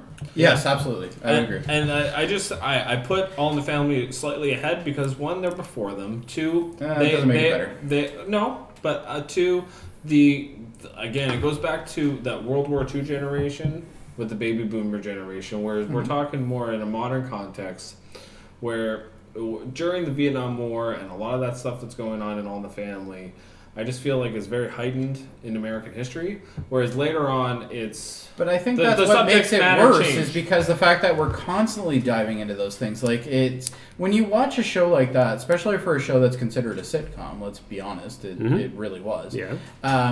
A sitcom to me, the com part is comedy, and yes, there was a lot of comedy it had comedy. It was in On the funny. Family, but there was also a little, in my opinion, a little too much of the trying to get to the point across. Like, you know what I mean? Like, it's almost like it was forced in a lot of the episodes. Whereas Married with Children, yes, I think there would have been some stuff that was forced for sure, but it's a show that you can just kind of tune into. You can enjoy. Yes, it does. It is a social Tune in and commentary. tune out. See, I think that's In some ways. I don't like that. I'd rather, if I'm going to tune into But a just show, because you don't I like wanna it pay doesn't attention. make it. No, a I better didn't say I show. didn't like it. I just said if I'm going to tune All right. into a show, I Well, want to. We're I gonna think have to Married move Children on, but is- I'm gonna need your What input. was the original question? Which is better. Which is better? Yep. Depends on how you define better, I guess, because both of them really are good shows. All in the Family are Married with Children. Yeah, I didn't write shows for full different questions. reasons. I just wrote down. What does Family Guy bullet points parody for in these. their intro? Family Guy parody, All in the Family. All in the Family. That doesn't make it better. Just saying. Family Guy is nothing but It's parodies. not in this. It might make it more relevant. I just think it's a more relevant, more I don't think that makes it acclaimed more show. relevant, because how many times Futurama had a parody of Married with Children. That doesn't make it any better. I didn't say it was necessarily. That doesn't even really just saying- fall into I the. say it's more. It's got a little bit more influence. You're to it. grasping now. Give me a break. That really. I fucking. I'm having a Family hard Guy time also making a references decision pretty much between the every two of them. stupid '80s thing. It's they can come tough. up This with. one's tough for me. Yeah. Yeah, it's Married with Children. Let's be serious here. Come on. Jerry guys. tries to will. I think that the more All in the Family tries too wholesome hard to be choice social. is That's the problem. I All think in it the does a Family. good job of doing that. I just think Married with Children tries too hard Wholesome. tries to be Wholesome doesn't have anything crass. to do with it. Tries too hard to. And no, make Married the with easy Children joke. is not wholesome. It just tries to. Exactly. It tries to make the easy not joke. supposed to be. Both shows do that, but I just Yes. think All in the Family does it. I think the problem with All in the Family is attitude. it wasn't always comedy, and that was the thing that bothered me for it being a sitcom. Is it A should lot of have sitcoms- primarily comedy, and a I ton don't think of it was always sitcoms- comedy. A ton of sitcoms There was a lot after of it social do issues not- in that show. Do not follow the All in Family model where I they think- have a bunch of jokes at the beginning, and then it goes into this, serious. We got to talk about real shit thing by the end of the So episode. which show do you think? And I don't know if this is even relevant, Kevin. Yeah, but- go for it. But- I'm but having which- a hard time But here. which show do you think is easier to throw into today's audience? What show do you think? And I don't mean relate. I mean overall. Just which show do you think would be more Watchability? enjoyable? Is that what you're talking about? Yeah, I guess more enjoyable. All right, you make an argument that yours is more watchable today. You make an argument that yours is more watchable today, and then I'll make a decision and we'll move Okay, on. from a perspective of if you're going to, with both shows, like we already talked about, you want to try to analyze, try to study the time period in which they're trying to portray, correct? Because they're modern. But that's not what it was trying to do. Both shows were. It definitely just trying happened to do those happen in things. that time period. Both shows were definitely trying to portray the attitude of their time. I don't think that's Clothing, maybe, but to me it isn't. Okay. The- Anyway, both keep shows going. are trying to portray what's going on at the time now, in the now. They're not trying to say what's in the past. well, what's current events. Yeah, current events. Right? Let's go with that. Sure, All in the Family does that way better than Married with Children. I agree. That's why. Absolutely, That's but why. that doesn't make it a good show. To me, it makes it better than all Married with Children. Okay. Married with Children, in my opinion, you could throw that in front of any audience today. They can still relate to the hardships that people have in lower to middle income class families. All in the Family really didn't dabble all that hard into that. It was mostly about social stuff, such as, like, for instance, black versus white and war and stuff like that. And I'm not saying that it's not relevant. It certainly is relevant, especially for the time that it was made in. But if I throw Married with Children in front of somebody now, they can still relate to what it is. And the question was, what is the best family show?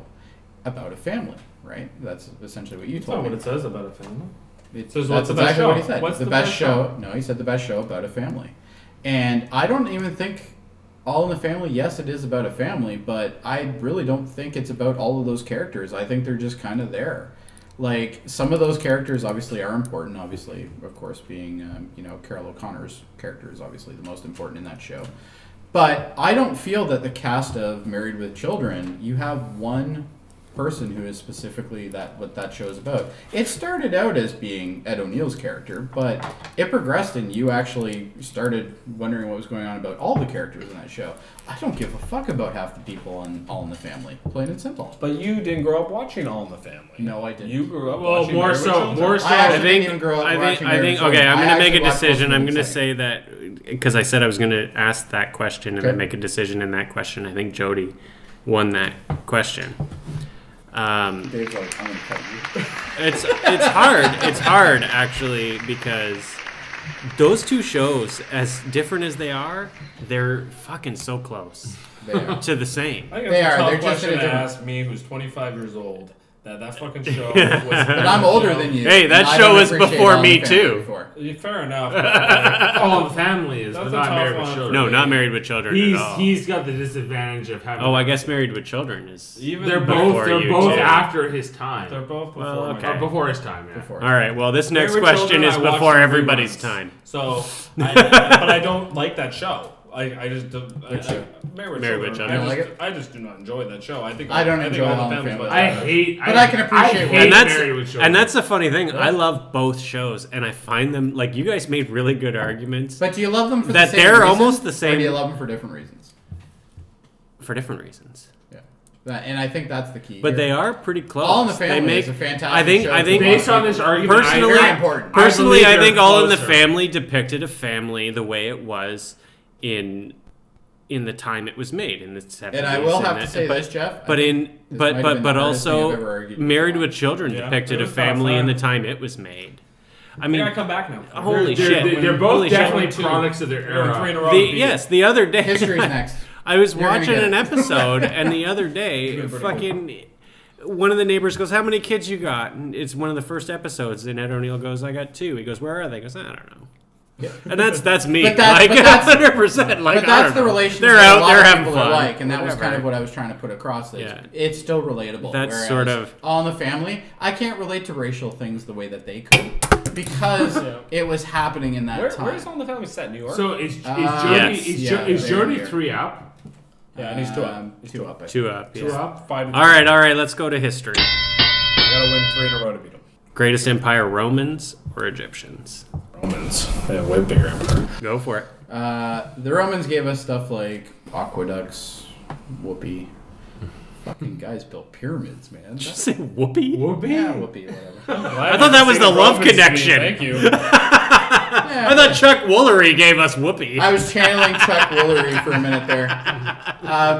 No, in all honesty, to be quite honest, I think both of them are. That's a tough one.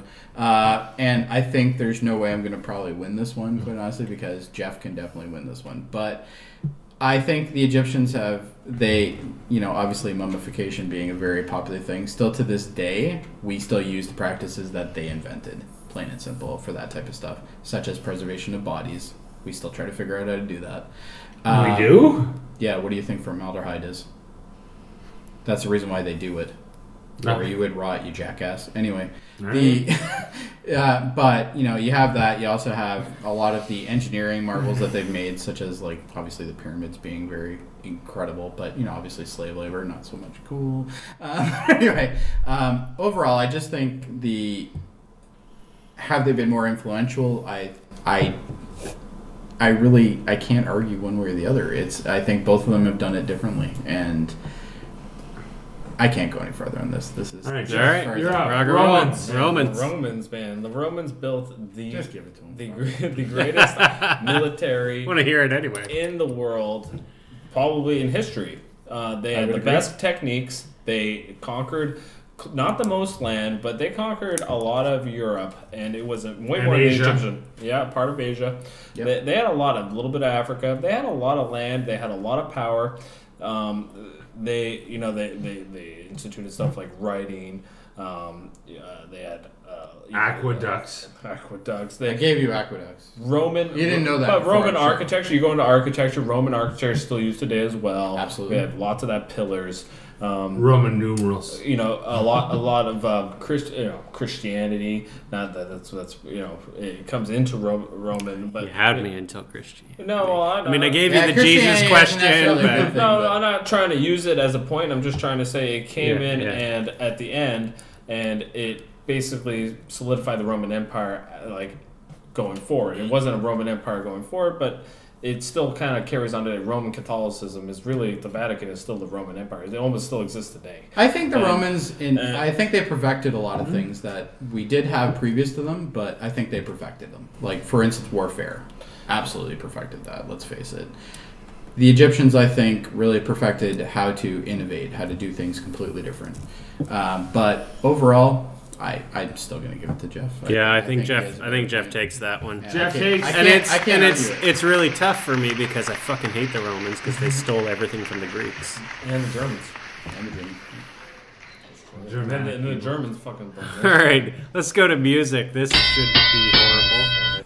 It's the best. Really? What You is? ever won a music one? No, No, let's I need go. to win Let's the go. next I was gonna game say video. what's the best, but let's go. What's the worst?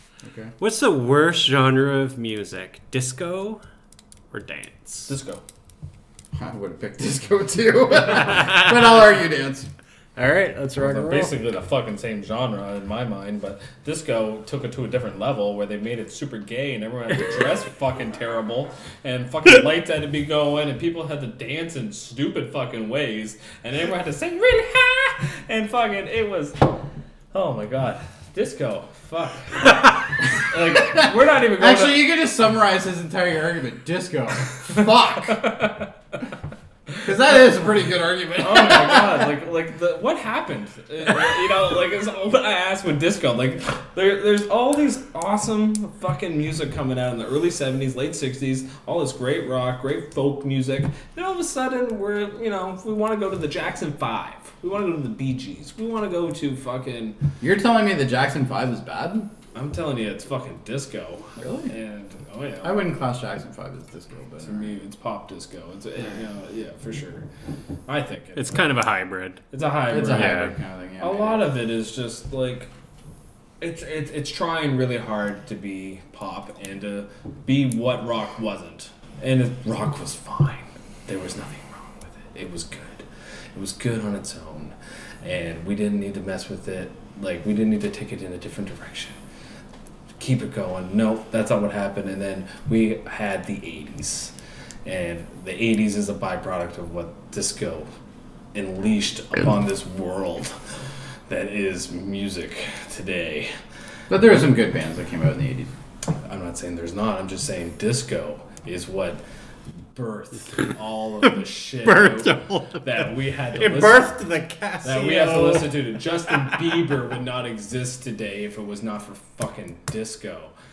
Disco was it's the root of all evil. It's something went wrong.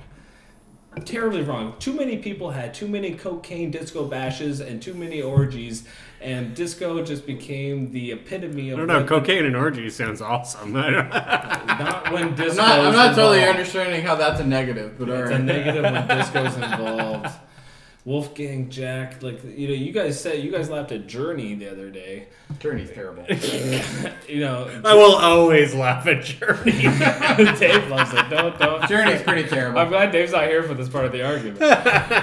But oh my god, the KC and the Sunshine Band. There's tons of disco music that is just, it's so generic. It's so cliche. And it's over cliche. It's the problem with disco music. It's way worse than dance. All right. Let's go to dance music. I'm kind of wishing I I had can made you summarize- argue which one is better. I can summarize why dance music is more terrible than the disco era. Okay. Alright? And it's an easy way to summarize. MC Mario. Huh? Do you know who MC Mario No. was? MC Mario was a DJ who did a line of dance CDs, which I believe were produced under the Much Music label. Dance music. Dance Mix 90, whatever. Is that what all you're that talking? shit. That's Oh, what yeah. you're talking about? All Okay, that shit. I remember that That's shit. disco's descendant grandchild. No, it is disco evolved, which makes it even worse. Oh. It's kind of like taking the difference between influenza and I don't know, something worse than influenza. Anyway, I can't think right now. SARS. SARS, there you go. I don't know. SARS. Dance music. Oh, that's going to be a question one day. Whatever. The problem- SARS or influenza? Think about what dance music was and when it really got popular. Dance music really got popular in the early 90s. It was fucking everywhere. It was in every fucking sporting event. Are you ready for this? Do, do, do, do. Fucking, I don't know how many times I heard that at a hockey game. First person that did music that has convinced me a little bit. Yeah. But dance music is terrible. And it's terrible for a lot of the same reasons that you've already mentioned, so I'm not going to bother keep going on that. But Tough going first. It is tough going first, absolutely. I will give you that. It's But hard to disco make both of music these, 'cause is they're both horrific. disco music is the birth of something way more sinister, which is dance music. Yeah, Disco music, but they're related, and they are absolutely related, and I think that's why Kevin picked them both. But dance music, especially in the 90s, was fucking abysmal. I would rather listen to anything that was inspired by John Travolta's suit Oh, no. than listen to the fucking garbage that Ace of Base fucking made.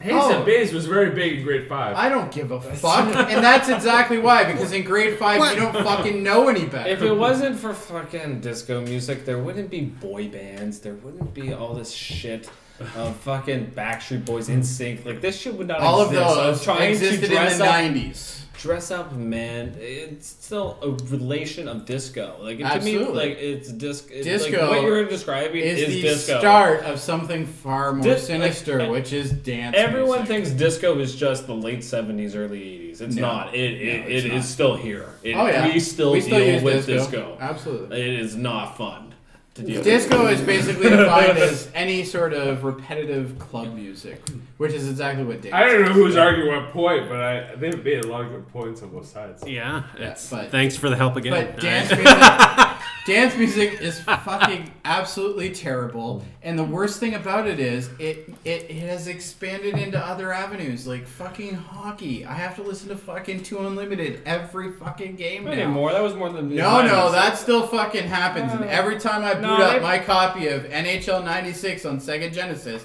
I fucking have to hear 2 Unlimited. What year? 1996. Well, yeah. Right? Fucking 19 years But ago. that's the problem. That was an excellent point. Well, yeah. It was a fantastic fucking hockey game, but it had a terrible theme song, and the theme song was 2 And Unlimited. you know We all why know that that existed? It was a byproduct of disco. Honestly, the thing that burned. I don't even it have was like to- a demon seed that Dude. came out of fucking. I the don't disco even have to. baby. Yes, It was and like, it's worse. And it pushed it out. Some and would fucking argue- Came out dance music. Some would afterwards. argue that Lucifer is worse than the fucking devil, and that is exactly what dance music is. It is worse. And honestly, I don't even have to argue the whole fucking genre. I can just say 2 Unlimited and we're done. It was done. fucking terrible. We're not done because we have to. You have to go. It's like a weed. You know, the weed grows up and it's a. That's huge, right. It's a huge fucking thing, and that's dance music. But the root is disco. Yes. And All I'm- right. I'm giving it to Jeff because he gave birth on the podcast. And That was pretty impressive. and that ties shit up. That does kind of touch it up. Okay, so is this the final or yeah? what? But let me see if I like my question. Final round? I don't know if it's going to be good for the podcast, but at this point, I don't care. Which movie's better, Raiders or Last Crusade? Raiders. Raiders. Go. I'll go with Last Crusade. I would definitely not pick Temple of Doom because that was. Temple No, that's Doom why I was skipped it. That's not even. He's in and there's- China for a while. Okay. And I know what the fuck. And for the record, there was a movie after Last Crusade, Yeah. but we're not acknowledging it. He was in China. She screamed. Movie over. They go to I'm India. And there's a little skipping. Chinese I'm skipping. kid. Yeah. There's a Chinese kid with a ball All right, cap on. Raiders. Oh, you're good, Dr. Jones. Was I first? Yeah. You're Raiders. Yeah, you're first. Raiders. Raiders fucking started it all. And number one, it doesn't even have fucking Indiana Jones in the name. That's because it didn't fucking need it. That's how fucking awesome that movie is. This is the first Dude, one. it I don't know fucking... who the fuck Indiana Jones is. You don't need to know. That's how fucking awesome it is. It's the movie that makes it awesome. You saw the fucking cover No, it's art. because You the thought, movie's about the Lost Ark. The That's Raiders of the Lost Ark. That's right. The fucking Raiders of the fucking Who's the Lost Ark. Raiders? He's Other starting to than sound Indiana- like Bubbles. It should. That awesome. movie should be called. Crunchy I fucking think he needs Raiders. another cider. Who's the Raiders? The Nazis? Okay, can I finish? No, I just want to know. What? Is it the The Raiders? Raiders are the Nazis, yes. So why is My it opinion. called Nazis of the Lost Ark? Because that movie was taken. I don't fucking know, and I don't care. But if that's the only argument you have about Raiders, you No, have a it's not my problem, only sir. argument. It always bugged me. It should be Raider of the Lost Ark because I always thought Indiana No, Jones there was was the more than- Raider. No, but it's not about him. It's about the fucking Nazis. So Nazis of the Lost Ark. Well, essentially, if you want to go that far, I guess. But anyway, you have a movie that starts off, and it just starts off in such a way that you're intrigued to continue. It was fucking. There's Indy fucking had. Went in. But it has shit to. with the fucking sand and shit. He's getting the bag. He's like, fucking yeah.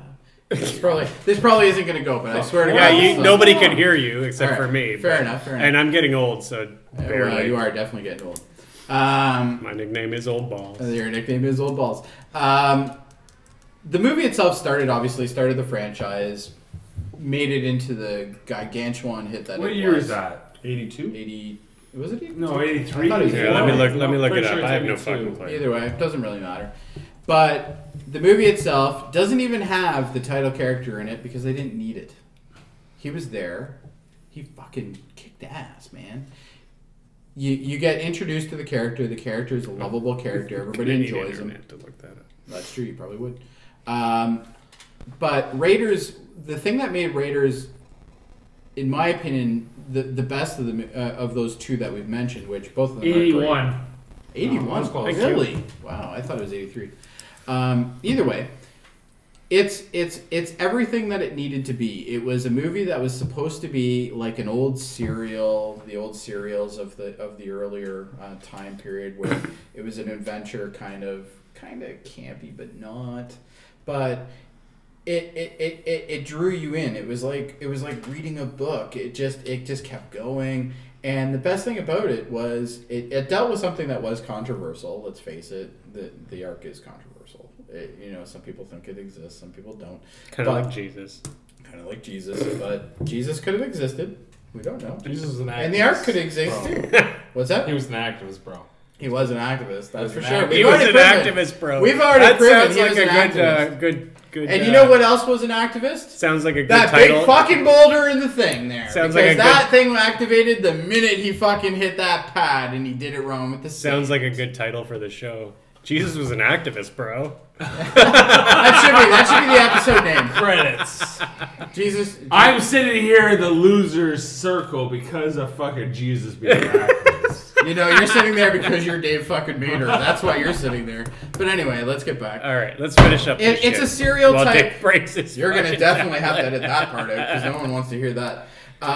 It just kind of it grabbed me like the old radio plays did, but it was done in video form. It was done in a way that made adventure exciting again.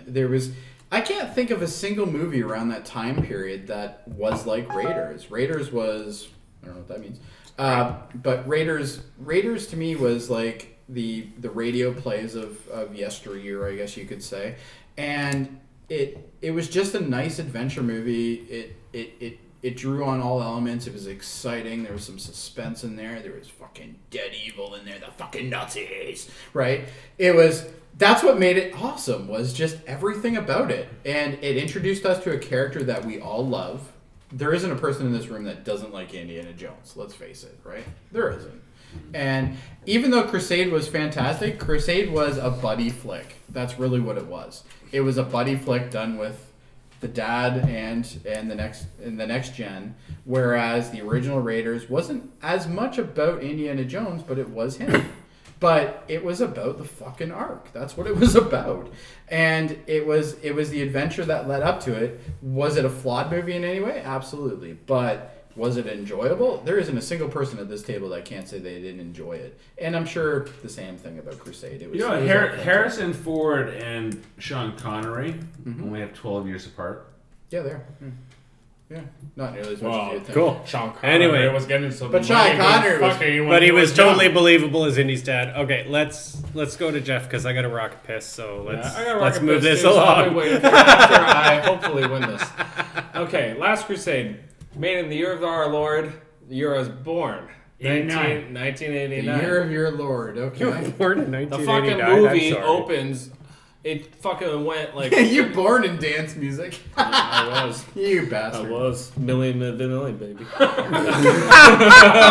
it on the rain. Points just All right, point for me. No, that's not a point. It's fucking Milli Vanilli. Anyway, That movie fucking opens with fucking River Phoenix playing Indiana Jones, the young Indiana one, Jones, yeah, on and the that train fucking and all thing that. is that whole sequence is brilliant, and it's just like with you pick these two movies, you didn't go which one's better, Raiders of the Lost Ark or fucking Temple of Doom, because Last Crusade, Raiders would win that one in a heartbeat. obviously, but We can all agree to that. obviously. So what if I had said Temple of Doom or But the thing Last is, Crusade? he picked the third movie Crusade because movie. Last Crusade is the only movie that is the best movie of this trilogy. It's very rare do you see the third movie be the best movie of a trilogy. It's a Like, quadrilogy. No, it was Don't only. fuck No, it isn't. Don't fucking No, it's like Enterprise. No, it isn't. No, I'm But sorry. it was only. I'm calling it was only bullshit a on great, that. It was only a great third movie because the second one was so fucking If terrible. there's more than 10 years No, in it's between because- and it sucks, it doesn't count. It's not why. It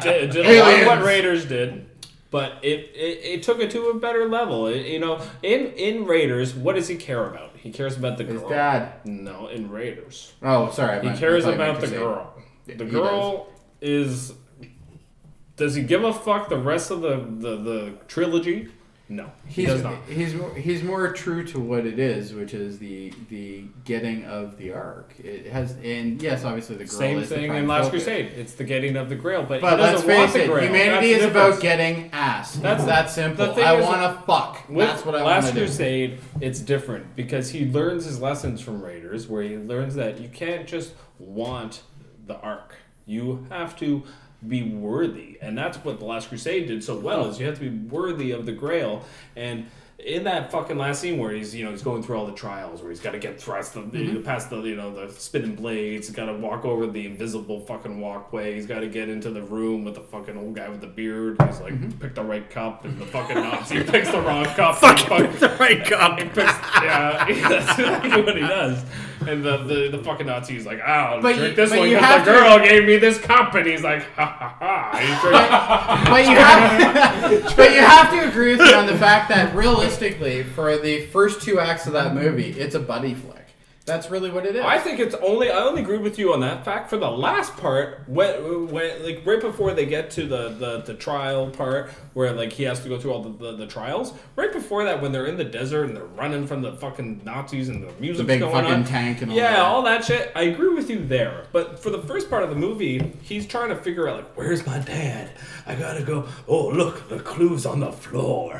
And and you're like, I'm fucking in on No, this but that's movie. That's the exact reason why I'm not. Because the first movie, the whole point of the first movie was to be an adventure. I hate rats.